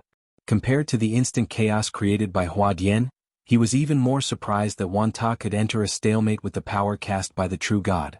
Even if they were separated by thousands of kilometers, the true god's power would definitely be greatly weakened. Furthermore, he hadn't activated the propping mulberry tree's great divine treasure or used any divine powers. However, in this face-to-face struggle, the true god's perfect and harmonious power structure naturally had a level suppression. Hua Dian's outcome was proof. How did Wanta manage to persevere to this point? The true god was most likely surprised as well. He urged Fat Dragon to speak, giving treatment that far exceeded Hua Dian's. I understand the so-called bad temper of the technicians. I don't mind giving you a chance to explain. Wanta's lips opened slightly wider. It's easier for me to explain to the children this way. It's beneficial for moral education. The true god didn't speak again. However, the fat dragon he possessed had ferocious patterns on its plain and fleshy face. Together with the brilliant divine light in its eyes, they formed a perfect representation of his emotions. At that moment, footsteps approached. The commotion in the right corridor couldn't be hidden from others. Anthony and Luo Yuan, who were in other parts of the laboratory, arrived one after another. Anthony arrived first. He walked to Hua Dian's side and didn't say a word when he saw this. He squatted down and pressed his palm on Hua Dian's chest. A mercury-like glow descended, stimulating the activity of his organs and temporarily alleviating the heavy injuries in his chest and abdomen. Luo Yuan was the last to arrive. He walked slowly and even limped a little. He had been like this for 2 or 3 days. It was said that the carrier he had attached his soul to had exhausted its potential, and the genetic level had begun to collapse. In any case, it was only a temporary item, so Luo Yuan didn't care. He also stopped beside Hua Dian and looked at the scene in the corridor. He sighed softly. This scene. The 7 of them gathered together again, and the atmosphere was terrible. Under Anthony's treatment, Hua Dian's consciousness recovered. He knew that only Luo Yuan, who was also an extraordinary, was qualified to adjust the situation. He wanted to ask for help, but the blood in his throat surged up first. It gurgled and drowned out his voice. Anthony frowned and exerted a little more strength. Hua Dian coughed out another mouthful of blood and stared at Luo Yuan. All his words converged into the most primitive word, help. Luo Yuan shook his head slightly and didn't give a response. He only sighed with emotion.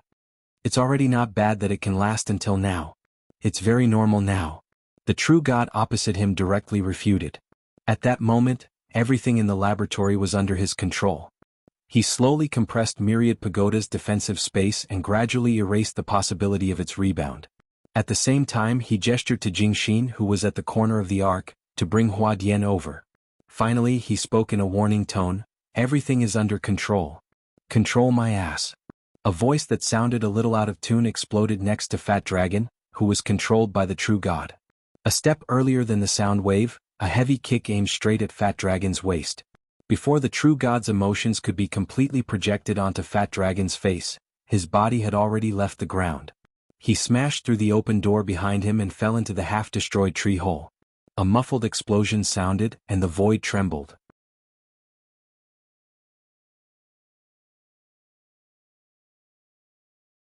Chapter 821.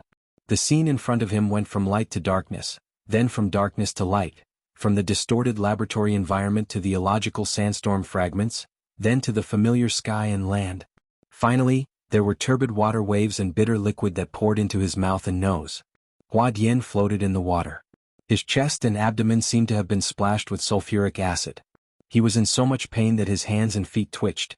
He couldn't stop coughing, bringing out the blood in his lungs and salty water in his esophagus and trachea. The current pain, as well as the possible fatal infection and injury that followed, consumed most of his energy. His mind was also in a mess, but as long as the last scene in the laboratory continued to flash in his mind, Hua Dian's future days could be lived with a smile. Awesome, it's awesome. To think that a true god would have such a day. At that moment, the true god and Fat Dragon, whose soul was attached to them, were kicked into the treehole's ruins by the crazy horned demon. As it turned out, Jingxin's words couldn't be trusted at all. What, adequate preparation? It was just a pile of dog shit. At that moment, the true god personally swallowed it. Ayaya, to think that Fat Dragon was in between. What a pity. Of course, it was impossible for the true god to swallow his sh*t. The moment he fell into the tree hole or even the sandstorm, a mental storm erupted and swept through the entire laboratory. The scene of Luo Yuan's prophecy came as scheduled. The void structure of the laboratory was distorted and leaking everywhere. A large number of cracks expelled everyone present into the unfathomable void crevice. Hua Dian still remembered that Luo Yuan had mentioned a few unlucky people who shared the same fate as him. From the current situation he was considered one of the luckier ones among his kind. After being ejected from the laboratory, he followed an incomprehensible tunnel, and passed through the void barrier, returning to the familiar Earth spacetime. Furthermore, he fell into a plateau saltwater lake, reducing the impact. There was no need to consider radiation pollution for the time being. Bam! There was a dull sound of water beside him. Someone was a step behind Hua Dian and crashed into the saltwater lake. They quickly discovered him and reached out to pull him up by the shoulder. Hua Dian was shocked at first, but when he rolled his eyes and barely recognized the person's silhouette, he relaxed and complained vaguely, "You almost killed me just now." The other party didn't respond. Hua Dian was carried ashore and lay in the mud on the shore. Then, the other party ignored him. "Do you have to be so ruthless?" Hua Dian's throat was foaming with dirty water and blood, and her vision was blurred. She only saw the man standing by the shore of the lake, reaching out his hand to confirm the position of the setting sun. Then he gestured in the air with an incomprehensible pattern, continuing his usual practice in the laboratory as if he was calculating something. "Hey Wanta Din Wan, someone is really going to die here." Several seconds later, Vanta, who had finished some calculations, finally responded, "Anthony's emergency response is very good. When I pulled you up, I also performed bone setting and partial coagulation for you with the help of the buoyancy of the water. You won't die." It's true. Hua Dian also noticed that when he was first injured, it was difficult for him to even speak. He felt as if his heart and lungs had been destroyed by the inverted sternum. But now, other than being infected, everything seemed to be fine. He swallowed a mouthful of blood and said, "Thank you." This time it was a sincere reply. Not for anything else but for Wanta's previous stance. It would be better if they could be more harmonious in the form. Wanta's attitude did not change because of a "thank you." He looked calm and squatted down to check the restoration of Hua Dian's sternum. It's okay for now, but it's still very dangerous if we have to travel long distances. Do you have anyone to help? If my team is patient enough, contact them. It's best if they can arrive quickly. If I'm not wrong, we were randomly projected within a radius of more than 70 kilometers, which is not far from each other. The true god is a bit embarrassed at the moment, but mainly because Fat Dragon is trapped in this sandstorm, and he doesn't want to lose such a high-quality believer. Once we slow down, we probably won't be able to escape. F***CK. Hua Dian immediately operated the communicator and established contact with his team. Fortunately, he had a good character. The communication was quickly connected, and both sides confirmed each other's position. It will take at least 40 minutes for them to send the shuttle over. It will take longer if they fly covertly. Wanta replied with an "oh," and did not show much emotion. He did not care about the muddy environment of the lake and sat next to Hua Dian. "Lend me your communicator. My communicator is broken." Hua Dian quickly handed over the communicator and unlocked the permission. "Just use it. Do you have anyone to help you? Can it be faster?" "No, it's not that. At present, we can only rely on probability. Then, I just want to send some information to the person who should know the most." Hua Dian did not understand at first. When he came back to his senses, Wanta had already sent the message and threw the communicator back. "Hey, you are not sending it to Professor Luo, are you?" Wanta did not answer, but Hua Dian already knew the answer. He felt pain in his chest again. If this message is sent, the auction on the high seas will collapse in the blink of an eye. "Do you know that?" Wanta did not respond. Hua Dian was about to say something, but suddenly remembered that even the true god could not find the hidden location of the laboratory. Only former members like Luo Yuan could distinguish it. What's the use of sending the approximate location? Or could it be that Wanta could accurately locate it? If so, how did he determine the location of the laboratory? Hua Dian's mind was in a mess. It was meaningless to stop him, but his thoughts were not clear enough to get to the bottom of it. In the end, he could only sigh. "Screw you. This is not a good place anyway. I can stop my employer from investing blindly and prevent him from getting involved in the resources that the Amaterasu cult is determined to get. He should give me a bonus for that alone. Use my communicator. If Professor Luo Jr. comes back, I can also establish contact with him. What I saw in the laboratory over the past 10 days might be able to be sold for a good price." Wanta finally said, "For every word you speak less, your recovery time will be shortened by an hour." Haha, I was also a man of few words in the past. It must have been infected by that simp Jingxin. Hua Dian obviously knew her body's condition, but her tense heartstrings and the pressure that continued to rise could only be alleviated through nagging. After all, he was facing an extraordinary, and not just one. This transaction could be said to be a huge loss. It was a huge blow to his business contacts. In the future, all his business in Ban City would probably be abandoned. Hua Dian was annoyed. He shut his mouth and eyes and worked hard to regulate his breathing and heart function. However, there was still a question lingering in his mind that was difficult to solve. Who was it? After surviving a disaster, Hua Dian's mind became more and more clear. He could be sure of one thing. No matter how bad the situation was, the centaur would not kick the true god's ass. The fact that it was out of the norm most likely had a reasonable hidden link to play a role in private. Thinking of the centaur's recent bad state, and the way the two extraordinary Luo Yuan and the true god came, Hua Dian made a logical inference, which made his heart twitch again. Hey Dinwan, could it be that in addition to the true god and Luo Yuan, there is another involved? It was almost the same method, but it was more subtle and traceless. Was he thinking too much? Wanta did not discuss this topic with him. He lowered his head to help Hua Dian knead and deal with the organ tissue in his chest and abdomen. It was a pure physical technique, but it was very sophisticated. Hua Dian's groaning was very useful. Gradually, his mind was a little scattered and he no longer used his brain. After a few minutes, Wanta suddenly stopped. To be more precise, he moved his hand to Hua Dian's mouth and nose and gently covered it. Hua Dian, who originally closed his eyes to enjoy, suddenly opened his eyes. He was also alert. Without any nonsense, he endured the pain, held his breath, restrained his breath, and only treated himself as a dead man. Only his eyeballs rolled around, trying to figure out the direction of Wanta's attention from his face. Hua Dian's observation was not successful. It was because he had been ejected here before, and he had no concept of the surrounding environment. The range of his spiritual sensing was obviously far from Wanta's. The corresponding observation was meaningless, and it could only make himself more and more confused. However, Huadian had the most basic understanding. In the group of people in the laboratory, there were only two, no, maybe three extraordinary who could be treated seriously by Wanta. Which one would it be? A few seconds later, Huadian heard some kind of trembling sound wave, which spread unscrupulously on the barren plateau. Because the distance was relatively far, the distortion was very serious, but judging from the rhythm of the breath, it should be laughter, completely unrestrained laughter. For an experienced spy, reasoning and judgment were basic skills. In a few seconds, the faces and personalities of the remaining 5 people in the laboratory went through in his mind, and the basic judgment became clear. Horned demon, only that crazy horned demon would let out such a laugh. However, it was no longer accurate to call him a centaur now. God knows what kind of big shot was hiding behind this madman. Fortunately, it was not the worst result.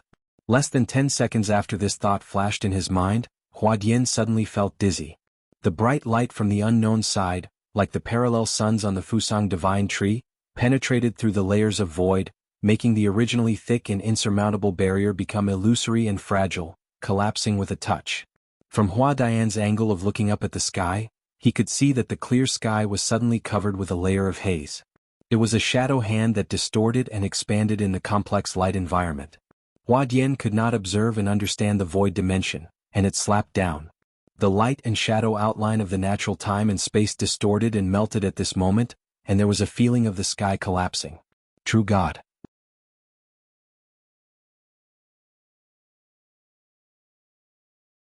Chapter 8:22. Aha, this kick is really cool. I've been unhappy with him for a long time. Who are you? Who are you? I've caught you. I've caught you. Under the red sun, the centaur staggered across the wasteland. He suddenly shouted and suddenly laughed. His mouth was still spitting out some illogical words. The current centaur was a madman. But at the same time he was also a genius. Luo Nan quietly observed and determined the nature of the centaur from thousands of kilometers away. The centaur was indeed a genius. His senses on the mental plane were extremely sharp, and he possessed his own logic. He was able to discover subtleties that were difficult for ordinary people to understand from unexpected angles. He tasted the soil, mud, and powder. He started from the perception of the material and connected to a broader level of information. Luo Nan was still unable to understand the inconceivable aspects. It was no wonder that he was personally recommended by Old Yu despite his eccentric personality. He was one of the people with the greatest potential on the mental side of the Xia City branch. However, success came from geniuses. Failure came from geniuses. The current situation of the centaur was due to the backlash of his talent. Because of his keen perception, he was able to feel the infiltration of Luo Nan's consciousness. He captured the traces of Luo Nan's existence and instinctively sensed the danger. Especially at the moment when he kicked down the true god in the laboratory. This unconventional operation had already exceeded the scope of psychological suggestion. It was completed by Luo Nan's forceful control, thus exposing even more traces. While the space of the laboratory was turbulent, the centaur relied on his talent and his unique sense of smell to trace back and form some sort of spying. The originally one-way conductive line became two-way. This was a fatal link. Compared to Luo Nan's level, the centaur was still far behind. Luo Nan's soul cloak, the multi-layered void interweaved in the sandwich domain, and the altar spider web that had just precipitated a huge amount of information from the abyss world. For the centaur, this entire mental plane structure was equivalent to a small abyss world. It was far beyond the scope of his understanding. Unfortunately, he still forcefully wanted to spy and analyze it. It was tantamount to opening the last throttle. A huge flow of information came crashing down. Luo Nan had already penetrated his mental defenses into 1,000 holes. He could not withstand the impact of the backlash no matter what. Moreover, centaurs didn't have an altar spider web, so there was no possibility of buffer precipitation. Under the impact of the terrifying information flow, the horned demon's mind domain, which had its own logic and rules, shattered like an eggshell. He's done for. Luo Nan was certain that the self-logic system of the horned demon had short-circuited and completely crashed. What he had done, what Luo Nan had manipulated him to do, and his own desires and delusions. They were completely mixed together. Truth and falsehood were unknown. Inside and outside were inseparable. They polluted and degenerated each other. The old order had been destroyed, and there was no possibility of a new order being established. So the centaur went crazy. If I can't handle it, I'll probably end up like this too. Luonan was deeply moved, but there was more lingering fear. Perhaps he was only a step away from this state of insanity. One step away, Luonan seemed to understand something. He stood firm and didn't take that step, but the fate of others like the centaur was already clear. For example, Grandpa? Once a thought sprouted, it couldn't be stopped and extended to a deeper level. Right at this time, a shadow appeared from behind the void, suppressing over. True God, seems to be really angry. Nonsense. Perhaps the true God who was kicked into the mist maze was in a difficult situation for a moment. But at his level, the matter of locating a location in the void was nothing difficult for him. Luonan didn't want the true God to stay in the mist maze for too long. In any case, the true God relied on a unique method to anchor the horned demon. He used the horned demon as a fulcrum, intending to travel through space and kill his way over. Luonan would certainly refuse. Just get the hell back to Ban City. Using the horned demon as a medium, Luonan's soul strength was teleported through space. It pierced the void barrier that was as fragile as a piece of thin paper. The wrestling situation between the two sides took shape in an instant. The true God was fiercer in terms of momentum. The shadow that diffused behind the void displayed the multi-layered and multi-angle effects of the propping mulberry tree's great divine treasure. The depths of the shadow contained a flourishing and blazing power like the sun. Once the true form was exposed, the powerful explosive killing power would pour down from the abyss and sweep through everything. It would be invincible. Luonan was on the defensive. There was a bit of a gap in cultivation compared to the veteran extraordinaries, but the most important problem was that the horned demon was far too inefficient as a medium. Its mental state had already collapsed and it had become a bad conductor. From time to time, there would be abnormal electrical resistance, and it greatly affected Luonan's control. The shadow had already penetrated the void barrier. It was like a dense shade under the sun. Dots and lines interweaved and scattered. Occasionally, the gap that had yet to be closed would reflect the sharpness of the sun's sharp blade. There were a few gaps on the horned demon's body. Just a slight drop would cause the skin to split open and flesh to split open. Caught you. The true God's telepathic thoughts were even more intense than the sun. He was speaking to the horned demon, but the sharpness of the telepathic thoughts was clearly piercing deeper into the mental domain. What to do? Then, a thought suddenly popped up in Luonan's mind. Using soul magnetization is just right. What the hell was that again? Luonan was absent-minded for a moment. Finally, his memories from some time ago were particularly deep. He quickly locked onto the corresponding region. The so-called soul magnetization was a certain scene from the external neurons offline test. The strange thing was that this method did not come from the relay station that Luonan had been researching and pondering about all this time. Instead, it came from his opposite, the vassal of the fantasy breed. Luonan had some impressions of it, but it was absolutely not as clear and deep as it was now. The information deposited in the abyss world has been activated. This was the only reason Luonan received. He was unable to analyze it in depth. The true God's power had already broken through the world and entered. Luonan brought out the power of the propping mulberry tree's great divine treasure without holding anything back. The power firmly locked onto the horned demon, piercing through the horned demon's fleshly shell. Luonan attempted to invade the mental plane and trace back to its roots. Luonan needed to organize a solid defense. Then let's do it. The altar's spiderweb seemed to tremble and ripple slightly.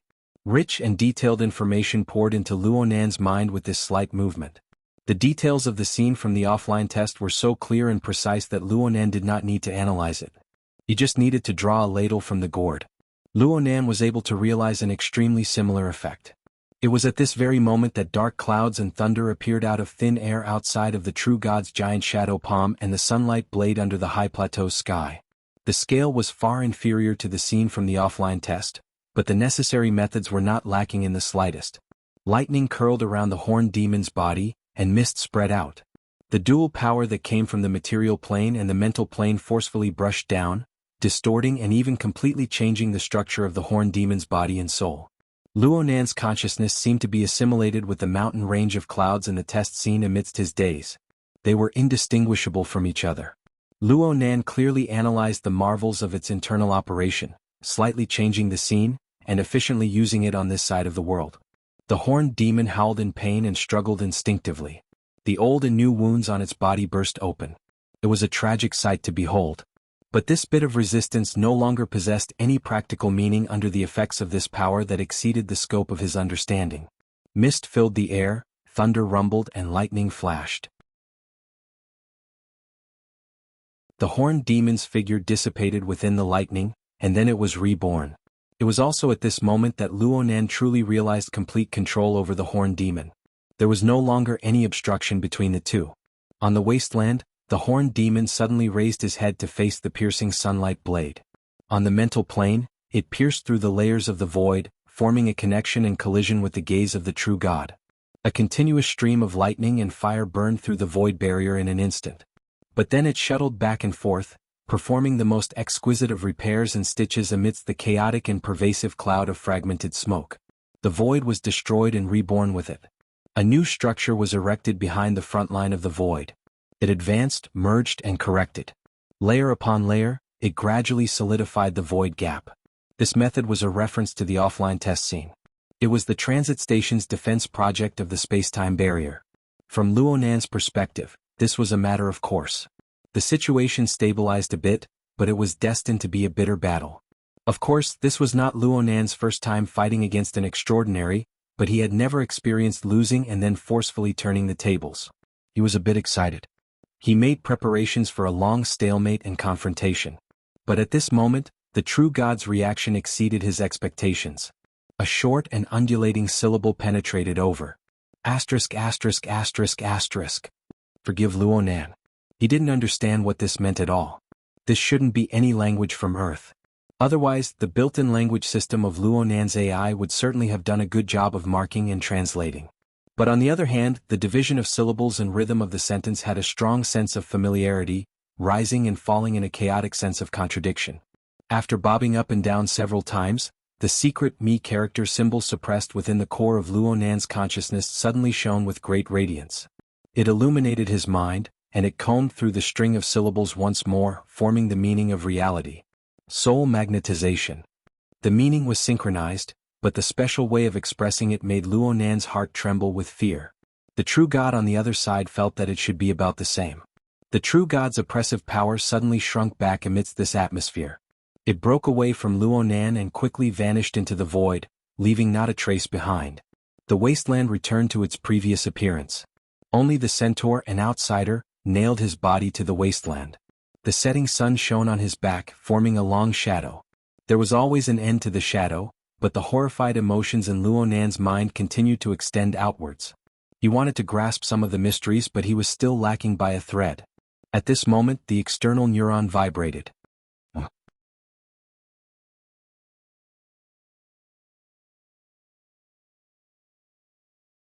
Chapter 823. No matter the time, the external neuron's movements were always at the forefront of Luonan's mind. Now it was even more sensitive. Even though the reaction of a true God and the state of the horned demon were worth pondering, Luonan still temporarily withdrew his thoughts from the wilderness. He focused on the virtual brain interface and quickly scanned it twice. There was clearly a prompt response, but there was no definite information. Luonan rarely saw this sort of situation. He did not dare to be negligent. He examined the virtual brain interface with all his concentration. He hated that he could not search the central region where the myriad stars converged. Fortunately, he had not reached this stage yet. He was able to capture the source of the change. It was one of the two large satellites in the periphery of the central virtual brain galaxy. It was the outer space flying ship that had always been in a state of isolation. Since there was nothing to dig up, Luonan had subconsciously overlooked it in the past. But ever since he officially came into contact with the Abyss world, aside from the extreme structure of balance between order and chaos and the corresponding backlash power, the thing that gave Luonan the deepest impression was the solitary floating in the periphery of the Abyss. It seemed as if the flying ship could collapse at any time. One was inside and one was outside. One was far and one was near. But the impression it gave others was carved from the same mold. Luonan could not help but suspect that there was a close relationship between the two. Right now, the outer space flying ship was still in a state of isolation. It was far from comparable to the exoskeleton armor on the other side. But when Luonan focused his thoughts and observed carefully, the flying ship, which had always been in an unreadable state, lit up a certain region in the middle of the ship's hull. The specks of light there were distributed in chunks. There was a dizzying effect, but it was more transparent. The light from the inside of the flying ship seeped out. It was as if the facilities and equipment in that region had been connected to an energy source. The program had been activated, and it began to hum and operate. Luo Nan's thoughts probed over, and they really did enter. The unreadable state of the outer space flying ship became history. It opened up certain privileges to Luo Nan. When Luo Nan's thoughts cut in, they were limited to the electrified region. There were no more obstructions. He could feel a large amount of precise and complex structures. It was as if it truly existed. It was a high-end ship that could travel in space. It was just that it was in a mini form. And it was precisely because it was mini that the degree of precision of certain regions had exceeded the precision limits of Luo Nan's mental perception under the situation of being shrunk proportionally. It was as if a layer of dense fog was wrapped around it, making it hard to see too clearly. In this indescribably tiny space, in this state of precision and fuzziness, there was a piece of equipment. It was being displayed on the bright screen. There was a display interface on the device, on which an extremely tiny trajectory module was flashing. It looked familiar. Luo Nan pushed his microscopic perception to the limit, and he finally recognized it. Wasn't this the offline test he had just passed not long ago? Wasn't this the scalp-numbing and complicated management cockpit interface? Luo Nan would be able to recognize it even if it had shrunk by 100 or 1,000 times. The interface flashed silently. It was still in a relatively simple initial stage, and it seemed to be inviting him to enter again. Luo Nan really did cast his telepathy over, but the result he obtained was system loading external data, offline testing function maintenance. External information? Was it referring to external information like soul magnetization? Was it an established process, or was there some kind of stimulation? It was most likely the latter. Luo Nan recalled the contents of the flash of inspiration when he fought with a true god. Of course, there was also the earlier process of offline testing, the information input process that helped him solve his problems. They all came from the precipitated information of the alter spiderweb, but in the end they still came from the abyss world. The external neuron didn't refuse anything. Or perhaps this was its method of analyzing information from the abyss world. Luo Nan could basically determine the close relationship between the external neuron and the airship at the edge of the abyss, from the external neuron's internal and external reflections, from the sending and receiving modes of the signal waves. But he still needed to observe the relationship between Team 1 and the abyss world. At the very least, he needed to see what kind of changes would occur after the so-called functional maintenance. Returning to a more realistic level, Luo Nan thought about the subtle evaluation he had obtained and the high probability of his low flying score. Frankly speaking, he was a bit unconvinced. If he could do it all over again, that would be pretty good. Basically, Luo Nan viewed this change as a positive trend. All that was left was to wait. He let out a breath, and his thoughts returned to the wasteland. The horned demon, who had just been cleansed by the soul magnetization, stood there quietly. It was no longer insane, but it was like a wooden stake. It was as if it had become an empty shell. Had it been formatted? Luo Nan imitated it and used the soul magnetization technique. He really didn't know what the consequences would be. He probingly entered the mental plane of the horned demon and felt the activity of its thoughts. It wasn't a dried-up well, a pool of stagnant water, nor was it a chaotic state where true and false were confused. Instead, it had a fixed rule and a certain rhythm. It was just in the process of germinating anew and integrating anew. It wasn't just the mental plane. There were some changes and adjustments to its fleshly body. In particular, the area where it had been pierced by the true God's sunlight blade. The cell activity was intense, manifesting itself more clearly. Luo Nan didn't know what would become of it in the end. He had to wait for this. But first he needed to make some arrangements. It was quite scary to just stand there blankly. The battle with the true God just now was short, but it was still quite eye-catching. Luo Nan had already ascertained the situation of the surrounding 100 square kilometers. The few people who had been ejected from the laboratory were all distributed in this area. Perhaps there were some among them who were interested in chasing after him. Speaking of which, Luo Yuan should have left. In the corresponding position, there was only a pile of rotten flesh that was rapidly losing its vitality. And President Wan. Everyone was quite close to each other. Luo Nan did not forget that the reason why his telepathic thoughts had returned to the 70 format laboratory was because of Dean Wan. It was because the wording was highly similar to Dean Wan's cultivation theories. It was related to the lamination interference technique. Maybe he should go up and talk to them? Luo Nan shook his head and opened his personal mailbox. There was a letter that had just been sent. The sender was a bit unfamiliar, but with his grasp of the surrounding wilderness, he naturally knew the true source. Even if he didn't know, he would definitely be able to guess it based on the special words used. This was a set of complex coordinates. It involved the dual positioning of the material plane and the mental plane, and it was described with the unique theoretical logic of the 10,000 towers. Were it not for the fact that Luo Nan often communicated and discussed with him, Luo Nan would have been confused for a while. But right now Luo Nan was a bit stupefied. Then he let out a sigh of relief. At the end of the day, President Wan was a friend. But how was he supposed to reply? Luo Nan would feel disgusted if he were to play dumb and make a fuss about nothing, asking how these coordinates came about. But if he were to seamlessly connect the dots and go straight to the main topic, some things would be too troublesome to explain. Since this was the case, Luo Nan pulled up the information on the lamination interference technique from the virtual brain system. He did a rough scan and opened up the virtual work area over at Ban City. He earnestly used the I secret symbol and began a laborious translation. Dean Wan would certainly be very interested in this information. To return a plum with a peach, everything was left unsaid. Of course there were difficulties in translating. Sometimes he could understand it, but when it was reduced to words, the words wouldn't be able to convey the meaning. He would have to ponder over it endlessly. Luo Nan decided to work through the night in one spurt of energy. Inlu had Luo Nan arrange 3 tasks for her. She was so busy that her feet didn't even touch the ground. Only Snake Tongue served her by her side. The habits of humans were very terrifying. Unconsciously, she had already gotten used to having someone serve her by her side, and Snake Tongue was the best. Luo Nan remembered that he still needed her to help him with his experiments before. But due to the accident in the laboratory in the wilderness, he had to fly several thousand kilometers away and fight back. But now, he still needed her. At the very least, he could refer to her at any time with the yarn of invisibility. Wouldn't he gain more inspiration? Time had no sense of existence in the face of concentration. Soon it was midnight. Inlu came back from her business to greet Luo Nan, but Luo Nan chased her off to rest. The lighting in the bedroom interweaved with the lighting in the virtual work area. They were all automatically adjusted to the most suitable and stable state. It seemed that they were going to continue like this forever. But at this time, muffled thunder sounded in the night sky of Ban City. Howling winds came at the same time. The wind was quite strong. Even though the yacht had already anchored into the harbor, it still trembled slightly. This was the omen of an impending storm. Snake Tongue, who had been massaging Luo Nan's shoulders, subconsciously took a deep breath. She didn't know why, but her chest felt a bit stuffy.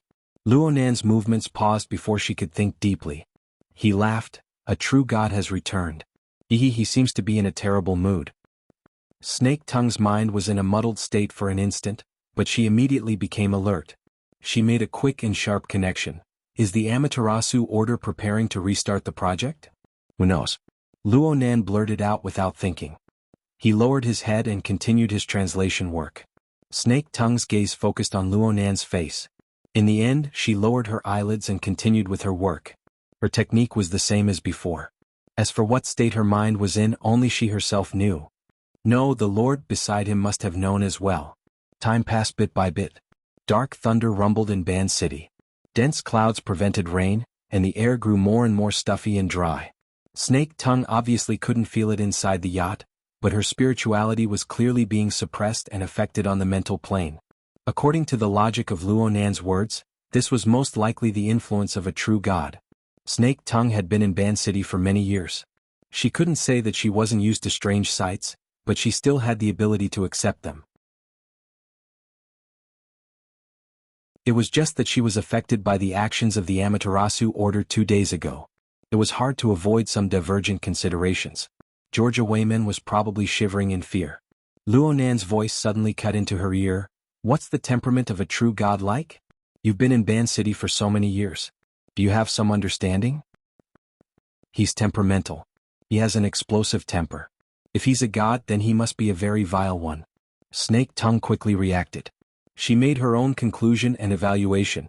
He's quite in tune with the atmosphere of the divine path in Ban City. Luo Nan burst out in laughter. Snake Tongue still had a sharp and sinister temperament deep in her bones. His curiosity was piqued and he asked in passing.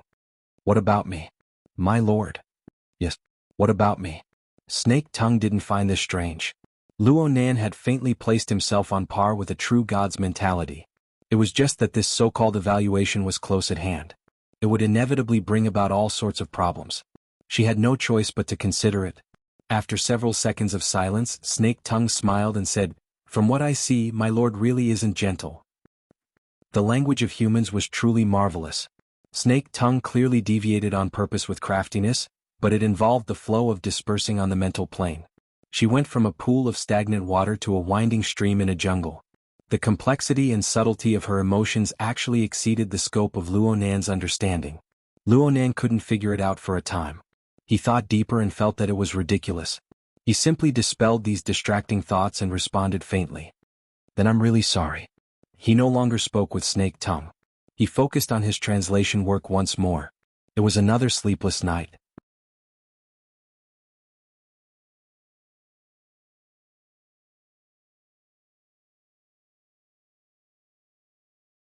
"Why don't we take this opportunity to meet? I'm just here in name to make things easier for everyone. I won't be participating in the specifics. Uncle Shou, you can make the decision." Little Zhang's voice was soft but firm. In the end, she reminded him again, "Of course it's good if we can negotiate, but if we can't, there's no need to force it. After all, Banqing is xenophobic and the trade market is not a good place. We've already crossed the ocean to get here. Why should we care so much?" The veteran was open-minded. "The infected people are still resources. They won't be cleared out so quickly, but they won't let go so easily either.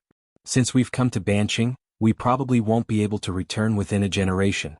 It's good to have a foundation to let everyone settle down." A soft sigh came from the other side. "Uncle Shou, thank you for your trouble. I should be the one thanking you. At this age, I don't have to worry about anything, but I can't help but take care of those bottles and cans, old and young. I can't do it, and it's all thanks to you." "Uncle Shou, I said it a long time ago, this is to repay my conscience. Forget it, let's not talk about this. How are things on your side? Has the ownership of the laboratory been decided?" "Not yet. LRCF has been asking for a long time to buy it all together. It's been more than half a year, and they still haven't come to an agreement. Are they waiting for the Great Zay Church to collapse so that they can directly collect the trash?" From a long-term legal perspective, LRCF's current investment and funding model will be less troublesome. But if there is a clear direction and we try to advance the project faster, it will be more efficient to integrate. I really want to know their direction. But looking at the situation in Banqing, if we wait a little longer, collecting trash might also be a good business. Veteran laughed out loud, but in the end he couldn't laugh anymore. Banqing was in turmoil, and ordinary people like them, especially the living assets, who were detained on this piece of land, wouldn't have an easy time. Jiang Zhong was right, the peaceful trade market wasn't a good place. To put it bluntly, buying property here was just to create a beautiful bubble, to comfort the people. The call ended. Veteran sighed, patted his clothes, and went out. During the day, the peaceful trade market was centered around the trading center, and the prosperity radiated outwards, gradually decreasing. When he arrived at Veteran's Nest in Linshan, it was already very quiet. Most of the people went to work or to do business, and the entire residential area seemed empty, which was more in line with the traditional style of Banqing. Veteran stood on the side of the street, waiting for Secretary Yin to come over. He was old and he didn't have a good rest last night, so he couldn't help but yawn again.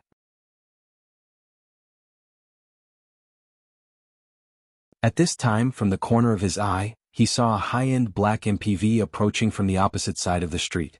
In this residential area, there were fewer such vehicles, so he thought it was Secretary Yin's car, so he turned his head and took a few more glances. At this time he received another call. "I'm on the side of the road and I saw—" "Hey, you guys haven't arrived yet?" No, don't worry, I saw wrong." "Oh yes, it's here." As he spoke, the black MPV that he had mistaken for slowly drove past him. Coincidentally, a similar black MPV drove over from the corner of the street a little further away, and the two cars passed each other on the relatively narrow street. Later, this car stopped next to Veteran. Yin Lu deliberately got out of the car to formally greet Veteran, and helped him open the door of the main compartment. Veteran saw Mr. Mo smiling at him from inside the compartment, and his wheelchair was placed next to him. Previously, Secretary Yin didn't mention that her boss was also coming over. Unexpectedly, the veteran was a little overwhelmed by the unexpected favor. If one was unaccountably solicitous, one would definitely have ulterior motives. Could it be used here? Hundreds of thoughts flashed through his mind, but he didn't delay. He bent over to get into the car and said with a smile, "You guys are too polite. It's what I should do." Mr. Mo invited Veteran to sit next to him in the guest seat and said in a soft voice, "I'm going to stay in Band City for a while, but my mind isn't idle. It's very important for me to have a suitable workshop to try some things out. I'm very grateful that Master Show can help me." "You're too kind. If you don't find it to your liking, please don't be angry." Mr. Mo smiled again. His smile rarely had the sophistication of an adult, but it made his face, which didn't show much of his age, look even younger. Veteran couldn't figure out what kind of person this person was, and what kind of personality he had. In any case, he was a professional. Veteran had seen many businessmen, but he had never seen someone like Mr. Mo, who entered the factory as soon as he came, and found a workshop to do experiments within 2 days. Inlu also got into the car and sat in the front passenger seat. She turned her head and asked Veteran, "Master Show, where should we go first? How about going to Jitakucho to pick up someone? I have an apprentice who used to work in customer service, but now he's in business. He's more familiar with the market than I am." "Of course." The car started again. Mr. Mo looked through the window and sized up the street. "Master Show's residence is very quiet, but it's a bit remote. How's the peace trade market?" "Well, I can only say it's okay. You also know that there are a lot of immigrants here. We vagrants from the wilderness as well as modified humans can't have a get-together every day." "I see."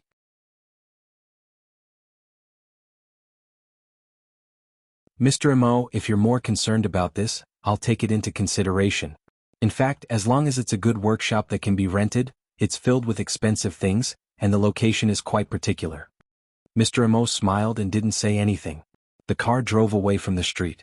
And just half a minute later, another black commercial car that had just driven past Veteran's place turned around and came back. This car looked like a business car on the outside, but the space inside was stingy and full of equipment and personnel. Only the main and front passenger seats were spacious. At this moment, the man with a crew cut in the front passenger seat was giving orders. "Team 3, go in. Follow Supervisor Bai's instructions and do a good job. Don't rummage around like you're doing a forced search. We haven't reached that stage yet." As a frontline commander, his instructions were too long, and his lazy attitude had already affected his subordinates. Someone asked, "Captain Jimmy, how long will that stage take?" "Go ask our beautiful Supervisor Bai." Captain Jimmy watched as the members of Team 3 sneaked into the suspect Veteran's house and put down the intercom. Suddenly, he thought of something and turned his head, his gaze stopping at the back half of the main car. "Perhaps you can also ask our Honorable Mr. Neo. Come, use your brain and contribute a little more to the real world." At the end of Captain Jimmy's line of sight was a man in a hospital gown. His body was perfectly straight, but in fact he was firmly confined by magnetic rings. At the same time, 7 or 8 tubes of different thicknesses were inserted into his mouth, nostrils, and even the skin on the back of his neck. They went up to his brain, and the ends were connected to the equipment on the side. This Mr. Neo had a blank expression, but the various electric signals extracted from his body formed a rather effective stream of information. A large number of blurry and shaky images were displayed in a specific projection area. There were some relatively clear figures inside, and they were constantly changing, including Veteran.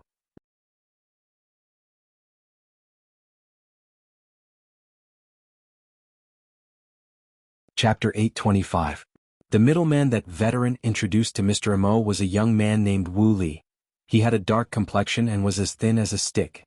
At first glance, he looked like someone who was malnourished or a long-term drug addict. However, his eyes were bright, his steps were light, and his mind was fast. He only communicated with Mr. Mo for a few times before he figured out Mr. Mo's pulse. Although the workplace he chose was not satisfactory, it was still quite good. In more than an hour they had gone to 3 locations. Mr. Mo did not feel annoyed, at least on the surface. Next was the 4th location. Veteran had joined in the fun earlier, but he gradually felt sorry. He pulled Wu Li to the side and whispered in his ear, "Do you have any idea? He is not good at walking. You can't do anything from top to bottom." Wu Li grinned, "Master, Mr. Mo has a beautiful secretary to serve him. What is there to do? What he needs, however, should be a high-end, well-equipped place that is quiet and able to withstand the torment. He is an expert. Practicality is the most important thing. Master, you are an old man. You have never fought a rich battle in your life. Moreover, you are a technician and he is a boss. Your way of thinking is definitely different. I think Mr. Mo entered the workplace because he wants more inspiration. He doesn't care about the form or the process. In short, he was a money-burning boss. Wu Li did not finish his words, but Veteran saw through him. He scratched the back of Wu Li's head, telling him to restrain himself. It was not right to say that Wu Li was cheating. He just kept hinting that there was a better choice than this one. He took advantage of Mr. Mo's high requirements for equipment and insensitivity to price, and raised his psychological threshold bit by bit to enjoy a higher premium. After getting back into the business car, Veteran apologized on behalf of Wu Li. Although Mr. Mo did not say anything, it was good to make it clear in advance. Moreover, Veteran vaguely felt that Mr. Mo was a person with clear eyes and a clear heart. His disciples' thoughts might not be hidden from him, but Mr. Mo was magnanimous and did not care. The more it was like this, the more he had to lower his attitude. Mr. Mo laughed. It's okay. I don't care about going to a few more locations. I just want to find a suitable working environment to deal with technical problems. You can say that I am looking for inspiration.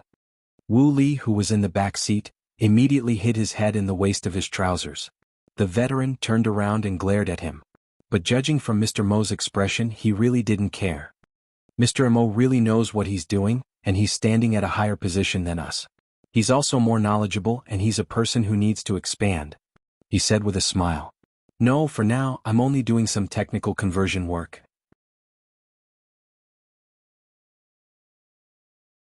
Whether it's looking for a workshop or buying a factory, it's all in service of this goal. I see. It was true that he was looking for a private workshop today, but it would be too pretentious to say that he didn't want to talk about the acquisition at all. The Veteran took the opportunity to add some weight to his side. Let's not talk about anything else. Half of the people in the factory came from the wilderness of the old continent. They've been with me since they were young. They've also been through wind and rain. They're different from those cowardly Osaka people who only know how to dawdle. I brought it from the wilderness. It's direct and durable. Strong hands-on ability. Wu Li tried to make up for his mistake by concluding at the end.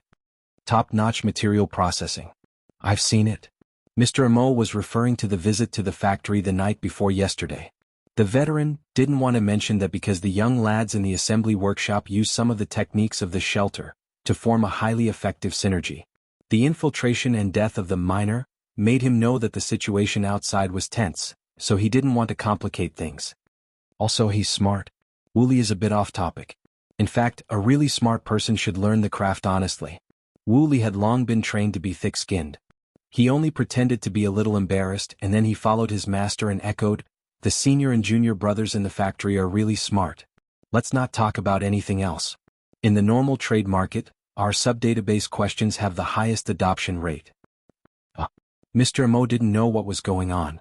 At this time, Yin Lu, who was sitting in the passenger seat, turned around and explained, "The sub-database questions that Wu Li mentioned should be referring to the external questions of the credit rating system of the Vagrant Exchange, right?" Yes. Wu Li nodded like he was pounding garlic. Mr. Mo seemed to understand a bit. Is it the credit rating system that rewards activation points? So it turns out that the above-questioned banks can be accessed externally? The Veteran was slightly startled. These words sounded a bit childish. He subconsciously lowered his judgment of Mr. Mo's age by a level. Wu Li didn't think too much about the latter part. He took out a simple tablet from his bag and directly handed it over, swiped the question board. Many of our designs are on it. Our factory takes up nearly 20 of the top 100 pre-database questions. Luo Nan took the so-called swipe the question board. The endless stream of new toys made him feel that it was getting harder and harder to maintain his persona as Mr. Mo. Right now it was time for Yin Lu to play her role. She explained the background knowledge to Luo Nan. The normal trade market of Ban City was essentially a blood-sucking market built on the periphery of the Vagrant Exchange. It was a place where the large amount of black goods circulating in the Vagrant Exchange were legally laundered. The two formed a concentric structure. The inner Vagrant Exchange still strictly adhered to its internal rules. Only black market currency was circulated. There was only an official exchange rate that could be exchanged with all sorts of currencies in the outside world. For example, credits from the secular world, honor points from the inner world, and so on. But the normal trade market on the periphery provided a variety of forms. It bypassed the vagrant exchange channel to realize a more flexible and convenient transaction mode. One was relatively fixed while the other fluctuated rapidly. The exchange itself was a benefit. Plus, this place was an important transfer base for the raw materials of marine aberrations. There was also a half-black half-white experimental base for infected aberrations. Naturally, this place became an important source of income for the government of Ban City. It was also the best place to launder large amounts of money. And the black market currency was an important leverage. It was in high demand. Many specialized professions and products revolved around this. The Swipe the Question board was one of them.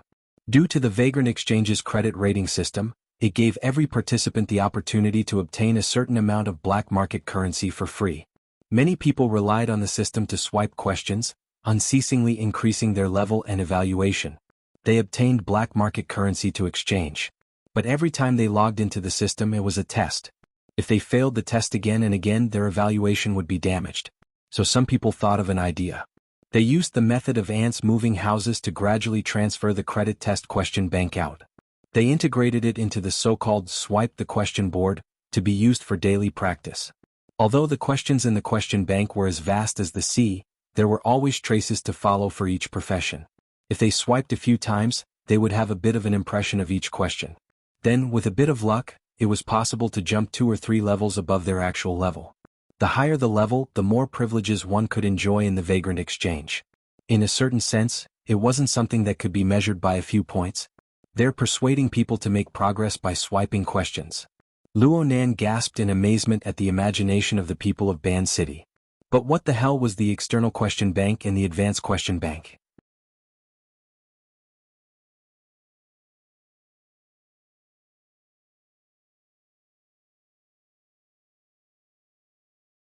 Chapter 826. An external question bank, Ian Lee's subsequent explanation was a bit more conservative. It said that the rating system's designer, or perhaps its maintainer, made this arrangement in order to expand the question bank. It allows users to create their own questions. Through a certain evaluation and filtering mechanism, questions that don't belong to the original question bank will be absorbed. Luo Nan asked curiously, "I've never seen this function before?"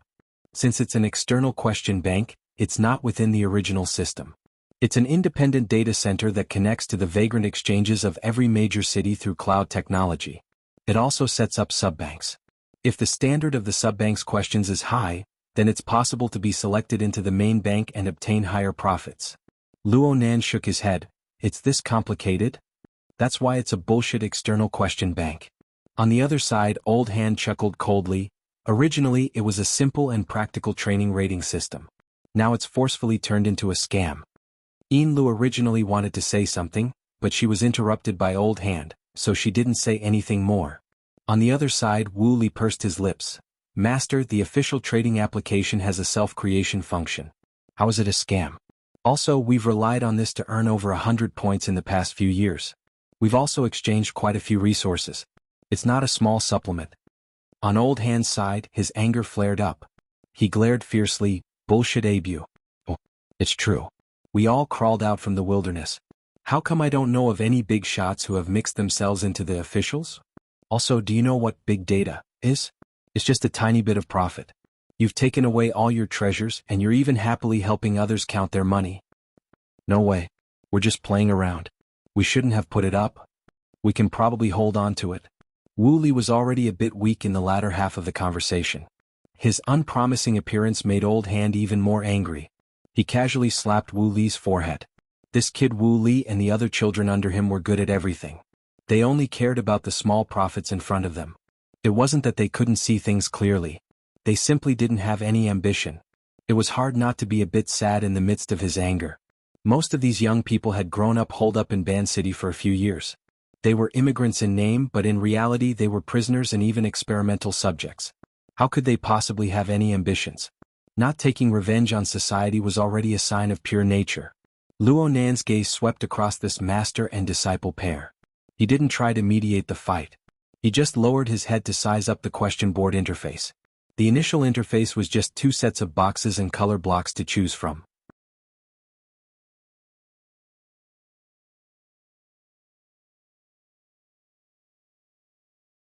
What was being tested, what was being hidden, what was being flaunted, and what was the core of the questions could be discerned with a single glance. Luo Nan swept his gaze over and felt that he had a basic understanding of the overall style of mechanical design in Ban City. If he were to ponder deeply and extract a few processing techniques, it wouldn't be a problem. Oh, if he were to expand the scope.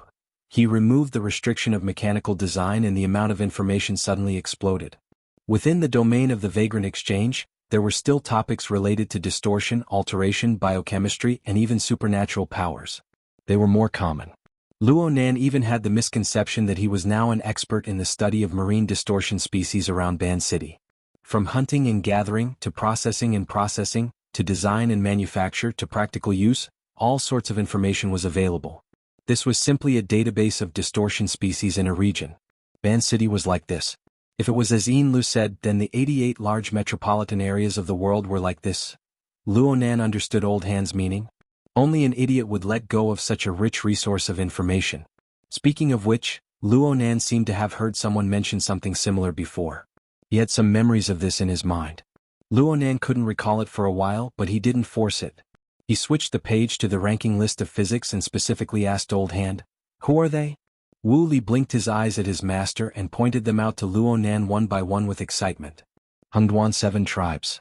Your unified logo? Luo Nan keenly discovered that the people who came up with the questions that Wu Li was referring to all wore this logo after their IDs were verified. You could say that. Wu Li grinned. His mood was clearly affected. It was Old Hand who explained, the tribe used to be mainly active in the vicinity of the Hengduan mountain range. After they moved to Ban City, they were divided into this order. The Hengduan mountain range? Near Spring City? Luo Nan suddenly asked. Old Hand chuckled. I've stayed in the vicinity before. But it's normal for the tribe to move back and forth. They've been to the basin, they've been to the plateau. There's no set number. Luo Nan went, oh. He didn't continue to get entangled on this topic. He decided to go through the dozens of self-created questions on the ranking list in more detail. During this time, the car had already reached its destination. Luo Nan didn't care. In any case, he didn't even need to move a finger. Yinlu could serve him comfortably. Wu Li winked at his master again and received another slap from Old Hand. This time it was a slap to the back of his head. Wu Li grimaced and moved to the front of Luo Nan's wheelchair. He cleared his throat and began to introduce the workshop and its surrounding environment. This used to be a small-scale Frost River Reality branch store. I quite like to come here to play. But after 2 years it couldn't hold on any longer, so I sold it. I partitioned it into a professional workshop like this one and rented it out. Many manufacturers do their after-sales maintenance here. Of course, most of the goods sold in the trade market aren't consumer goods. There are very few idle people here. It can be considered a quiet place amidst the noise. Frost River Reality? Luo Nan raised his gaze from the question board. He seemed to be deep in thought. It's rare for a Frost River Reality branch store to not be able to continue operating in the world. It was rare for Yin Lu to express her opinion. It was probably because of her previous experience as an executive of Frost River Reality's flagship store. Wu Li responded with a chuckle. In the end, the trade district isn't the CBD. Everyone is working during the day. It's normal for them to work at night. Adults who trade their lives for money, who would have the leisure to come here every day. Plus, the machines are easy to break and the fees are crazy expensive. Old Hand glared at him. You guys fight here every day. You think you're in the right? Get to the point. Luo Nan had just woken up from his daze. The familiar feeling from before should be from Frost River Reality. Indeed, it should be from one of the games. He turned to look at Yin Lu. Your previous project, 10 Days in the Wilderness, should have the corresponding data to support it. Yin Lu was startled for a moment before she said, definitely. A large-scale reality game like 10 Days in the Wilderness requires a massive amount of real-world data. She understood Luo Nan's meaning when she spoke to this point. She turned to smile at Wu Li. Maybe you guys contributed to it. Wu Li was embarrassed and speechless. That's right. The virtual reality technology of the Frost River Waterway was able to perfectly integrate into the archetype format's training mode. This made Luo Nan very amazed, but he was also very unwilling to accept it. He had once asked He Yuan for some understanding. The specific details were a bit blurry. He only remembered the gist of it. According to what she said, there were many major powers from all over the world that were providing technical support for the Frost River Reality project. In terms of big data, all sorts of channels were used to collect real-time information from all over the world. They were transmitted, updated, categorized, analyzed, and processed at all times. The question board was small, and the questions were intermingled with good and bad ones. But as long as they were collected online with the support of enormous computing power and algorithms, large amounts of unstructured and semi-structured data could be effectively organized. A considerable portion of the data could even be reintegrated into a complete data model and be fully utilized.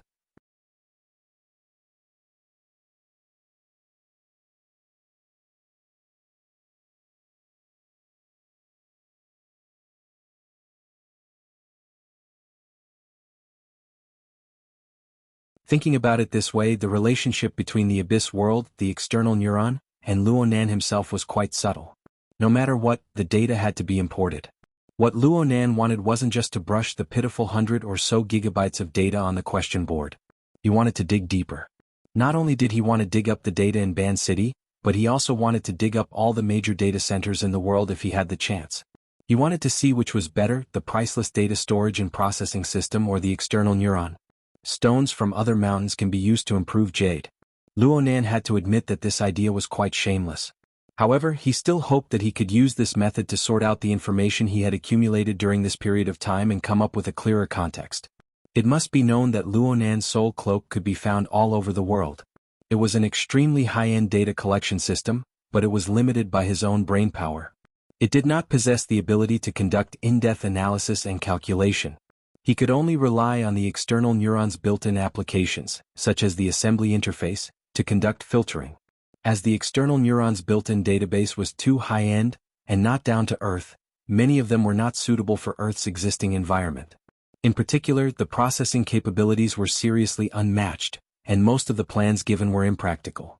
Under these circumstances, Luonan urgently wanted to know what the result would be if he were to combine the virtual brain system with Earth's real data, as well as the precipitated information from the abyss world.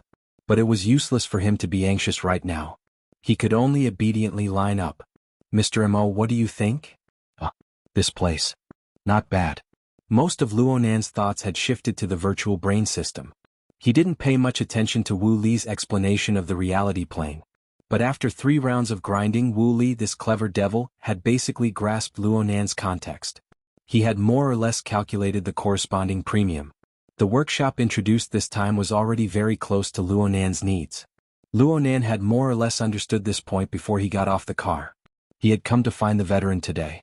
He wanted to find a suitable workshop to research the lamination interference technique and the corresponding creation techniques. This was indeed one of the most important reasons. But there was another reason. He wanted to go a step further in communicating with the veteran. He wanted to establish a natural and close relationship with this former vagrant of the wilderness who seemed to be old friends with his father, mother, and grandfather.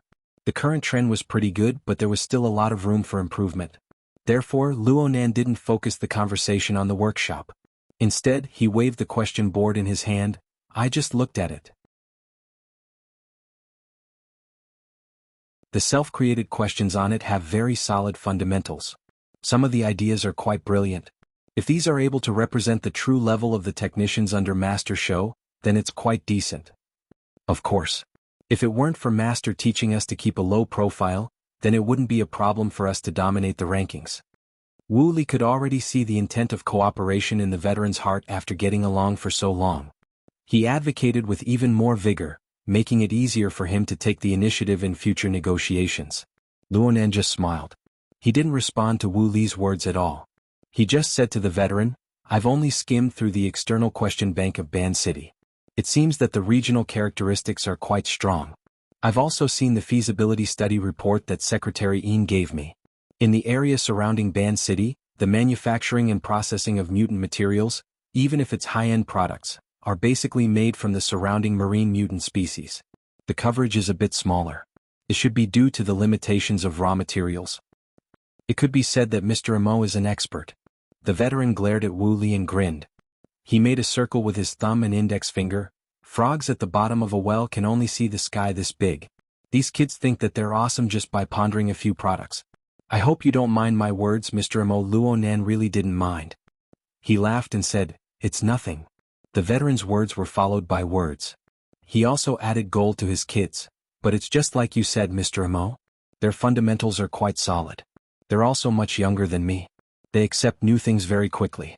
The business in T-City actually has quite a bit of commonality. Luonan shook his head. It's not like that. Luonan handed the already useless question board back to Wu Li. Wu Li received it like an idiot. Right now Luonan was sitting in a wheelchair. He was shorter than everyone present, but he grasped the rhythm of the entire scene. He even grasped everyone's mentality. Actually, Secretary Yin knows the best. The acquisition of a processing plant isn't necessarily a large business. The most direct goal is to serve me personally. Personally? The veteran still didn't quite understand Luonan's meaning. Luonan explained to him very patiently, I used to lean towards theoretical research and the mental side. Even though I've learned a few things on and off in terms of design and processing, my practical ability is quite poor. If I want to produce results in a short period of time, I need a high-level technical team to help me realize some of my designs. This is the main goal of my acquisition of the processing plant. Right now, even Yin Lu was very surprised, let alone the veteran and Wu Li. She was mostly baffled as to why the boss was so sincere to the veteran and the others.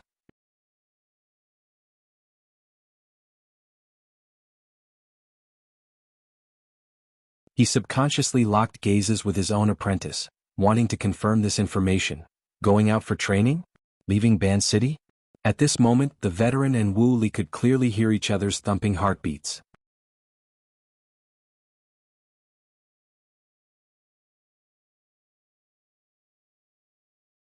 Chapter 828. D City, Spring City, Xia City, G City. Even Luoyang City on the other side of the ocean. As long as it can help me improve, I can consider it. Luonan blurted out the names of the cities he was more familiar with. Objectively speaking, there was a suspicion of exaggeration. However, when it came to expression and speech, this kind of parallelism was definitely very effective. Not to mention that Yin Lu was helping him. Though Yin Lu didn't understand why Luonan didn't communicate with her beforehand and suddenly said this, one of her duties as a secretary was to support her boss. She began to rack her brain from the moment Luonan brought up this topic. She keenly grasped the opportunity to cut into the topic, taking advantage of the situation to supplement and perfect it. The Castle Financial Group has always had a system of commissioned students. They have cooperated with many famous schools, enterprises, and even the military all over the world. We are happy to give talents with potential a chance to improve further. Of course, we need to sign a training agreement that is in line with the interests of both parties and in accordance with the law. The length of service must also be extended accordingly. That would be more reasonable, more realistic. Veteran Hand and 5 centimeters were breathing heavily, but they didn't even realize it. Mr. Mo's gentle voice continued to seep into their ears and minds. Wei Peixing is an existing system. If you're interested, you can ask Secretary Yin about it. I have no one to speak of. I don't expect everyone on Master Show's side to be talented, but as long as 1 or 2 of them can meet my requirements and be of use to me, I will have achieved my investment goal. The veteran felt that he could no longer hold on. The various worries and barriers in his heart instantly cracked under the plan that the other party seemed to have prepared for a long time. It was just a matter of blowing a breath away from complete collapse. However, Mr. Emo stopped here and returned to the nominal topic of the day. This is it. I'm very satisfied. What procedures do I need to go through if I want to rent it? I'll go get it done. I'll go get it done. Wu Li felt as if he had just woken up from a dream under the illumination of Luonan's gaze. He went to contact the service staff in a flurry. Seizing this opportunity, Veteran Hand deeply adjusted his breathing and calmed down the pain that was hard to control because he had struck his ribs. He also felt joy that was almost uncontrollable. At the very least, it was a form of hope. If the young people in the tribe could take advantage of this cooperation to escape from this cage and live openly under the sun, all the joint venture purchases would not be an obstacle. Right now, the biggest problem was the disparity between the other party's plan and their status as mutants. Mr. Mo's plan was an idealized operation based on technology. He was indeed very capable, but could he break the tacit understanding and agreement between Sakura City LRCF, and even the major forces in the world? Or to put it more bluntly, was he willing to touch this taboo? Rationally, the veteran was still pessimistic. But no matter what, the other party at least came up with a plan, giving them a glimmer of hope. The veteran could no longer remain calm. Should he talk to Mr. Emo now and tell him about the restrictions they were under? Or should he immerse himself in hope for a while longer before facing the cruel reality?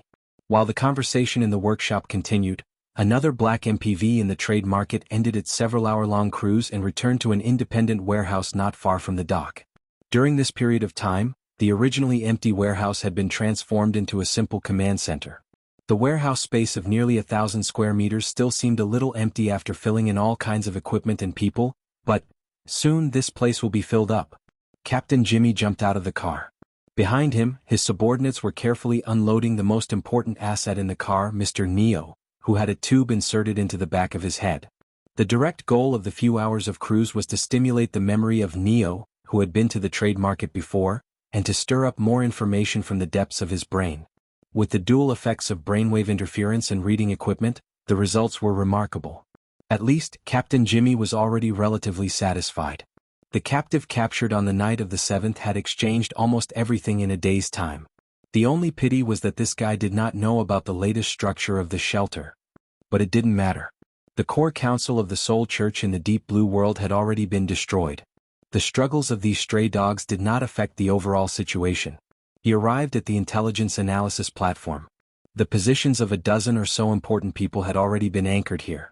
With the help of the SCA's authority system and the existing monitoring equipment in the trade market, they were being tracked throughout the entire process. For some special people, Jimmy had even arranged for a small fry. Wei Pei Sheng and the like are already in place. The voice of Mr. Emo was clearly reproduced in the command center, causing Captain Jimmy to sneer. Veteran Shou Xiong was the clearest in Neo's memory, and it seemed that he was also one of the most important contacts. Of course, he had to be given special treatment, and the two investors from the Blood Flame Order were also put under surveillance. The movements of the group of 4 over the past 2 hours were all displayed on the 3D map of the trade market. Their every move was also immediately reproduced under the care of specially arranged monitoring and imaging equipment. Captain Jimmy swept his gaze over the slightly blurry and fake restored image, and turned to the middle-aged man in a suit beside him. Minister O'Hara, I remember that Shou Xiong and the others are restricted personnel? Can the SCA confirm this? Minister O'Hara grinned and tried his best to maintain a professional attitude. Yes, we've marked it very clearly. Shou Xiong and the other members of the Hengduan 7 have social rights limited to a radius of 300 kilometers with the trade market as the center, and there are other restrictions in the city. Then the so-called Wei Pei Sheng is just a glib talker. Minister O'Hara answered without hesitation. Of course, although their relocation to Ban City is a social security action of the Star Alliance Committee, they are also restricted by the regulations of special groups, and they have signed an official agreement. If they violate the regulations and the agreement, they must pay the full cost of the treatment and infection suppression over the years, as well as pay a hefty penalty fee. Captain Jimmy touched the stubble on the top of his head and sneered. Ignoring this kind of problem, the first thing he says is Wei Pei in training. This Mr. Emo is also a person who speaks irresponsibly. Have you found any information on him? The intelligence officer raised his hand. We're currently contacting T-City, there's no need. We can't find this person in the SCA's database, so it's definitely a fake identity. But with Yin Lu, the deputy priestess, endorsing him, his position in the Blood Flame Order must be impressive. Maybe he's a spy arranged by Mrs. Halder. Forget it, it's about time. Let's close the net. As for the evidence, there are so many people we can clean them up with a little trick. Are we really going to treat this as a police case? Minister O'Hara, who worked in the SCA in Ban City and was a senior civil servant, pretended not to hear anything. However, his deputy next to him was a little worried. Now, isn't it a little early? Also, capturing a few hundred people is too big of a movement. Without the cooperation of the local military and police, we can't do it. That's why we have to act during the day. Most of them are on the production line, so it's easier to catch them than at night. As for cooperation, of course we have to cooperate. Lord Dayun, I'm counting on you. Minister O'Hara failed to pretend to be deaf. His face was stiff and he forced a smile. The illegal order is a cancer, and we can work hard to get rid of it as soon as possible.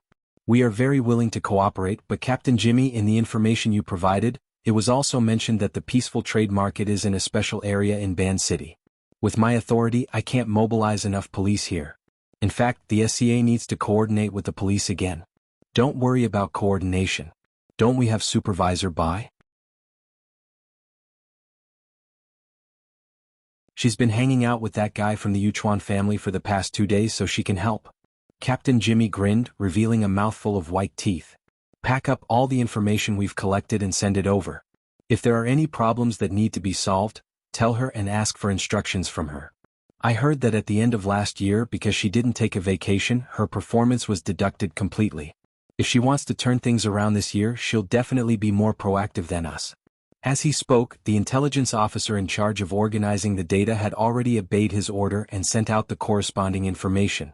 Captain Jimmy smiled in satisfaction and temporarily left the intelligence analysis platform. As he walked, he cracked his neck and the joints of his neck bones creaked. There was also the sound of special metal being stretched, and only he could feel the subtle vibrations. He wasn't worried about any big movements. The dynamo core had already been updated to the 7th generation, and it had pushed him to complete a complete transformation. He was the first batch of Deep Blue walkers to complete this kind of change. Even Tian Bang, who had made a name for himself last year and was known as the #1 person below the extraordinaries, had only just begun testing the 6th generation of products.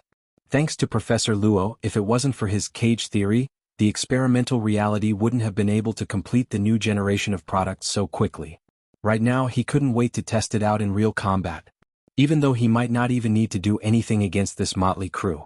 From the warehouse, he could vaguely see the upper deck of the luxurious yacht from the distant pier. Investors of the Blood Flame Order?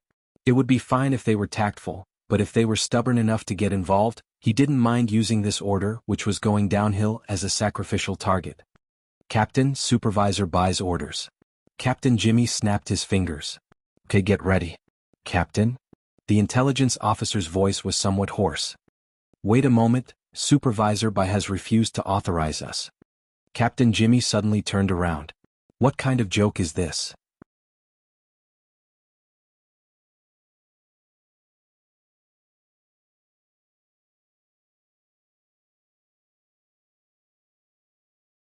Captain Jimmy, you can come up with a new plan and report it to me according to the procedures. I will make a fair judgment. Please believe in my basic qualities. Manners my ass. The true god of the Amaterasu cult is a big shot, but does he need you to flatter him in such a roundabout way? The corner of Captain Jimmy's eye twitched. If they were face to face, he might just throw a punch at them and walk away. But if he took the initiative to hang up now, things would be even more difficult to solve. Damn it, it's better to be in charge than a county magistrate.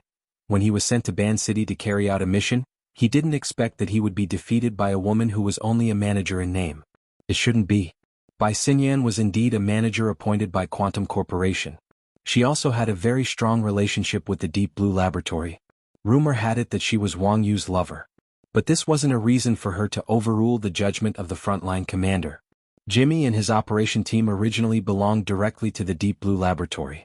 But when they were experimenting with the 7th generation Dynamo Core, their affiliation was transferred to the Apocalypse Laboratory. Between the two labs in Deep Blue World, no matter how one looked at it, Apocalypse had the upper hand over Deep Blue. Even if Captain Jimmy was just a new subordinate with a shallow foundation, there was no need for him to suffer by Xinyan's vexation. After a momentary clash of thoughts, one side gained the absolute upper hand. Captain Jimmy gritted his teeth. I will stand by my position and judgment on this matter. I will also report it to the laboratory. When the time comes, I will ask Manager Bai to communicate with Manager Yen. Who? That light and even disdainful tone clearly had nothing to do with the question. Captain Jimmy choked and couldn't speak anymore. If he said anything more, he would only be humiliating himself. Not only that, but his superior and backer would also be implicated. The terrible atmosphere of the call finally collapsed, and Captain Jimmy almost crushed his communicator. With a gloomy face, he paced around the corner of the warehouse a few times. Several times he wanted to make a long-distance call, but in the end he didn't choose such a lowly way to complain. In the end he chose to use the form of a short message. After considering a few words that could barely be considered objective, he described the situation here and sent it to the other side. 5 minutes later there was a buzzing sound, and the other side replied to the message. The sender was Yen Yongbua. The message was very short. Watch the show first. Captain Jimmy had followed this person for more than half a year, and he knew that this true superior of his wasn't referring to Bai Xinyan, nor was he referring to Bai Xinyan. Instead, he was referring to the greatest pleasure he had been looking forward to recently, It was a show of coercion and bribery led by capitalists in the vast Pacific Ocean. So far, the stage had not even been moved yet. With the attitude of the superiors on both sides, what else could Captain Jimmy do? He wanted to curse, but he forcefully pushed his emotions back down into his stomach under the gazes of the people around him. The special metal on the back of his neck seemed to be ringing, but this time it was irritating and uncomfortable. It even seemed to make his neck and shoulders ache. Captain Jimmy patted the back of his neck and ground his teeth. He stomped heavily on the ground and returned to the intelligence station. The operation will be cancelled for now, but keep a close eye on these people. Not a single one can be missed. The intelligence clerk didn't want to talk too much, but there was something he needed to ask. The two people from the Blood Flame Order. How should we deal with them? Captain Jimmy's dark face exuded a bit of green. He stared at the clerk with a look that made it seem as if he wanted to eat him up. But in the end he only spat out 2 words from between his teeth. Keep an eye on them. The clouds that had been stifling for over 10 hours finally condensed into droplets of water in the middle of the afternoon. It began to rain with a pitter-patter. Lu held up an umbrella as she escorted Luonan back to the yacht. Snake Tongue welcomed him respectfully and helped Luonan change into his casual home clothes. Then she said, "My lord, it seems that there are people in the vicinity of the pier who harbor evil intentions towards us." Snake Tongue knew that Luonan's mental senses were sharper than hers, but as a member left behind, it was her duty to report problems. Luonan went, "Oh." He was disinclined to put on an expression. "Just keep an eye on them. Everyone keep an eye on them. They probably won't start fighting for a while." Yes. 3 hours had passed since the short-term rental agreement was finalized. During this time, Luonan stayed in his rented workshop to familiarize himself with the equipment. He drafted an experimental plan according to the relevant circumstances. How to integrate the high-end technology and high-end requirements of the mysterious alien civilization with the reality of Earth's environment. This difficult problem consumed a large amount of his brain cells. It made him lazy and somewhat unable to lift his spirits. However, he still attached great importance to the group of people in the warehouse at the pier. Especially the leader. The structure of his body and soul was very valuable for research. Unfortunately, the current environment of Ban City was complicated. Everyone was afraid to take action, so Luonan needed to keep a low profile as much as possible. Sometimes he couldn't keep a low profile. At the very least, he needed to learn to feign ignorance. Luonan had just learned this. At this time, Lu delivered the latest information she had gathered. It was related to the Hungduan 7 tribes. It was also the so-called restricted residence situation in Ban City. Luonan skimmed through it twice before putting it down. Lu had already explained the specific information and sensitive points to him. He wasn't a person of the law. He didn't need to consider too many minor details when solving problems. In short, in order to smoothly implement the Way Pay student system, Ban City won't let people go. Is that right? It's not just Ban City. Ever since every major city enacted vagrant laws one after another to guide vagrants back, a pattern has been formed on how to deal with people infected with abnormalities. It is an established rule that is tacitly agreed upon by the entire world. There were some words that Lu didn't mind, but she had no choice but to say it again. "Mister, with your status and identity, most likely no one will go against your wishes. But if you use a system to replace the established rules, then the nature will be different." Luonan went, "Oh." He didn't say anything else. He seemed to be pondering, but he also seemed to be lost in thought. Half a minute later, the virtual work area in front of him suddenly opened. Lu was too close, so she was hit by the projected light. She hurriedly moved to the side. But she saw that the work area was displaying the psychic diagram of the deep sea from yesterday morning. Needless to say, this was yet another leap of thought that she couldn't understand. Luonan's hand casually streaked across the image of the deep sea. Finally, his fingertips stopped at the corner of the image where the only light was. "I've dealt with the matter of mutated infections before. I was quite nervous at the time. It seemed that if I wasn't able to control it, it could turn into a disaster like Resident Evil. But now it looks like everyone already has a set rule. Do you have the specific data on the number of people infected with abnormalities in the entire world? You're saying? The number of people living together and scattered, treatment control, death?" Luonan spoke without thinking and Lu understood. "I will collect comprehensive data and report it to you." His fingertips continued to move across the psychic diagram. Luonan had the impulse to continue modifying, refining and completing the diagram, but he controlled this impulse. This was because he knew that it wasn't time yet. He was still lacking in maturity. The infected with abnormalities, the deep blue world, the soul cult. I have to look at everything together. Yin Lu instantly discovered that she had accepted an extremely thorny task. But at the same time, this was perhaps the first task she had accepted. It was a task that truly suited her identity as Boss Luo's secretary.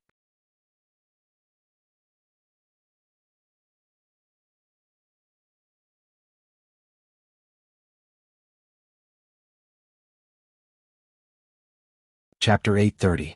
My memories of that time have always been blurry and I have been brooding over it. Back then, that experience was like a divine revelation. It was an easy harvest. It made me, a backpacker who had always been restless, to the point that I took the initiative to venture into the wilderness, wild with joy. As time passed and my understanding of the divine revelation deepened, it easily became a burden. Knowledge and energy are completely different. The latter can be transformed in many forms, but knowledge itself shouldn't have fallen from the sky. It shouldn't have been forcefully stuffed into one's memories. I don't like the reason, divine revelation. I want it to have a process of cognition, understanding, and digestion. This is more in line with the value of this knowledge itself. Therefore, I traced back hoping to be able to straighten out the entire vein. Dean Wan was a person with a story. Luo Nan read Dean Wan's reply and felt rather moved by some of the passages. This was the first time he knew that Dean Wan's exquisite and profound creation law system was obtained in such a way. Inevitably, Luo Nan had a few relevant and reasonable conjectures regarding the source of this system. Dean Wan most likely thought the same. Therefore, he was very interested in the information released by the Horned Demon about the Wilderness Laboratory. He didn't have to travel 1,000 miles to investigate.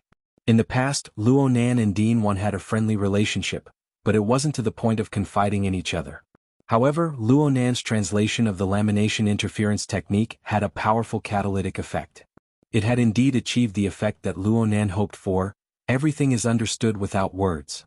But with the temperament of the two, they wouldn't talk too deeply about this problem. In fact, this was only a small portion of Dean Wan's series of replies. It was a sudden sigh. The main content was still deciphering the material. The lamination interference dynamo core technique is my favorite type. There aren't many mechanics and there are few assumptions. It is established on the basis of sufficient observation and material collection. It excavates the existing laws of the world, as well as positive interactions with humans. Show them and use them. The world is material in the end. Its ultimate form of expression is material. It requires material products to serve as proof. The author of the article has shown us the exquisite transformation from one material form to another material form. There are many illusions in the world that confuse the senses, but this is not one of them. This is a flow process that changes at will. Every link can stand up to scrutiny, showing the absolute beauty of the eternal change of the material world. When people were awed by this beauty, the author had achieved his goal. The biggest limitation of using this technology comes from ourselves. Whether we have the ability to understand and reproduce its aesthetics, as well as the material basis to match the aesthetics.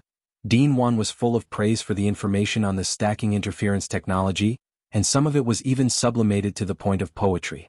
However, most of it was still the analysis of the specific content, which was basically a careful reading of word by word. The various flaws of Luo Nan's forceful translation were undoubtedly exposed under this sort of study. He was forced to constantly rework, checking for loopholes and filling in the gaps. Only then was he able to resist Dean Wan's powerful and strict logic. However, Luo Nan obtained even more. A lot of experience, calculations and speculations were no longer limited to the lamination interference technology itself, but included the reflection of Director Wan's entire knowledge structure. All of this was presented in front of them through the text, graphics, and even the content of the demonstration sent back by President Wan. It was impossible for all of this to be transmitted all at once. In fact, this was already the sixth wave of feedback that Luo Nan had received. It was a vast book of over 100,000 words, but it was only a cursory reading of the entire material and a small part of it. With Dean Wan's help, Luo Nan was able to read very thoroughly, even though he had only read a small portion of the material. He had basically grasped the core concept of this material. The intricate structure design had been deciphered almost perfectly. Only the most important part, as well as the most important part, was the processing. Both the material and Dean Wan liked to call it the creation stage. It was here that he encountered the same old problem as before. The processing environment and requirements of the mysterious extraterrestrial civilization were far superior. The disparity with the simple and crude conditions of Earth formed a barrier that was hard to surmount for a time. In the past, Luonan could only completely rely on the virtual brain system when he encountered this sort of thing. He followed the calculations of its intelligence to reduce, and reduce again until he could bear it. The exoskeleton laid with the electromagnetic muscle membrane structure was the product of this subtraction, and it was also the final plan that could only be realized after the God-binding hoop and the biological reactor were two hard goods. But this time, neither Luonan nor Dean Wan had any intentions of compromising. They didn't consider creating a high-end psychic core product in a short amount of time, but they didn't want to make do with it. They just researched and pondered bit by bit, starting from the core concept that was already relatively clear. They first did subtraction, then they did addition. They saw if they could find a winding and complicated path that would allow them to bypass this obstacle in the end.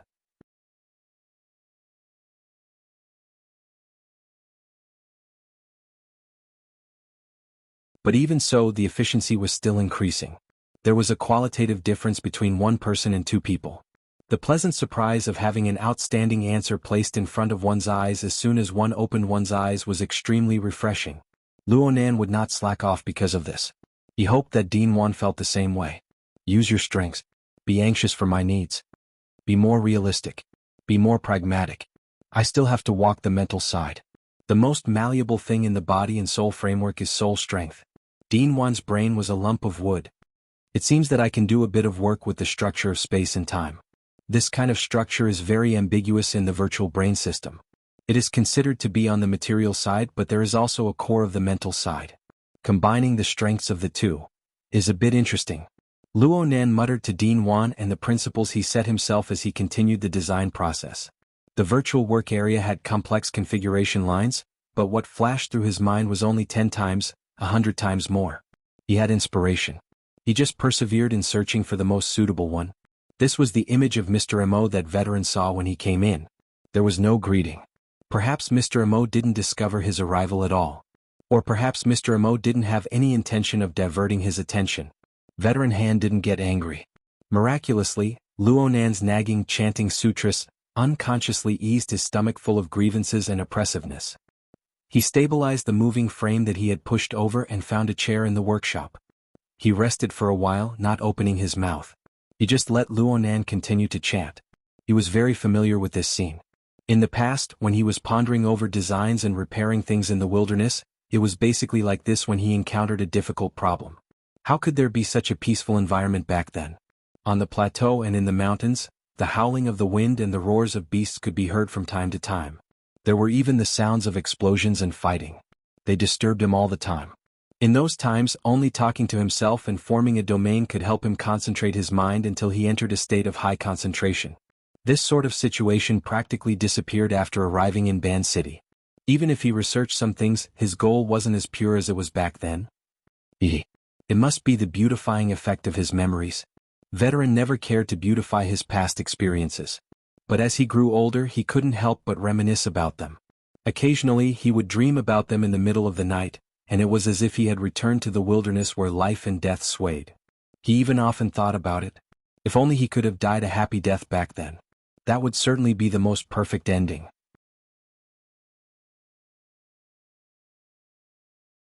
A sudden vibration from his wrist interrupted his thoughts at this time.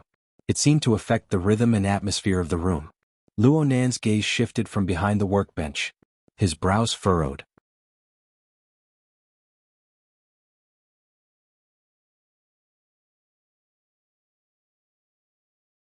Chapter 831.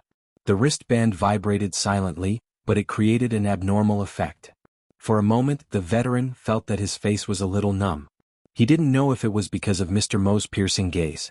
He hurriedly tried to turn it off, but it was too late. The veteran could only smile awkwardly. He first nodded to apologize to Mr. Mo, then looked at the contact person. Soon his old face sank. It was that bastard occupant Rong-san. The anger in his heart burst out again, but he didn't want to disturb Mr. Mo, so he got up and walked out. When he was about to go out, he finally couldn't help but say stiffly, "If it's still the same words, there's no need to talk anymore." He really didn't talk for long. In less than 2 minutes he turned back from outside the house. At this time he saw Mr. Mo standing in front of the mobile shelf he brought, looking at the hanging exoskeleton frame, and rubbing it with his hands to test it. The rough skeleton on the shelf was really a skeleton. It was called an exoskeleton, but it wasn't the time to design the appearance yet. Everything was simple. It was just bones pieced together in various ways. Just looking at the details it was good craftsmanship, but looking at the whole thing it didn't look like it. The main material of the assembled bones was an amphibious mutant called Ox Demon in Ban City. Yes, it was made from the prototype of the mutant dark dragon god Wilderness Spirit, worshipped by the Great Zay cult. It was also ironic that the processing plant where the veteran worked belonged to the Great Zay Society controlled by the Great Zay cult.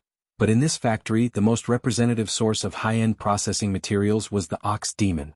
A considerable part of its technology came from the Great Zay cult. The veteran then knew not to take the so-called faith in Ban City seriously. It was just that. I'm sorry for what happened just now.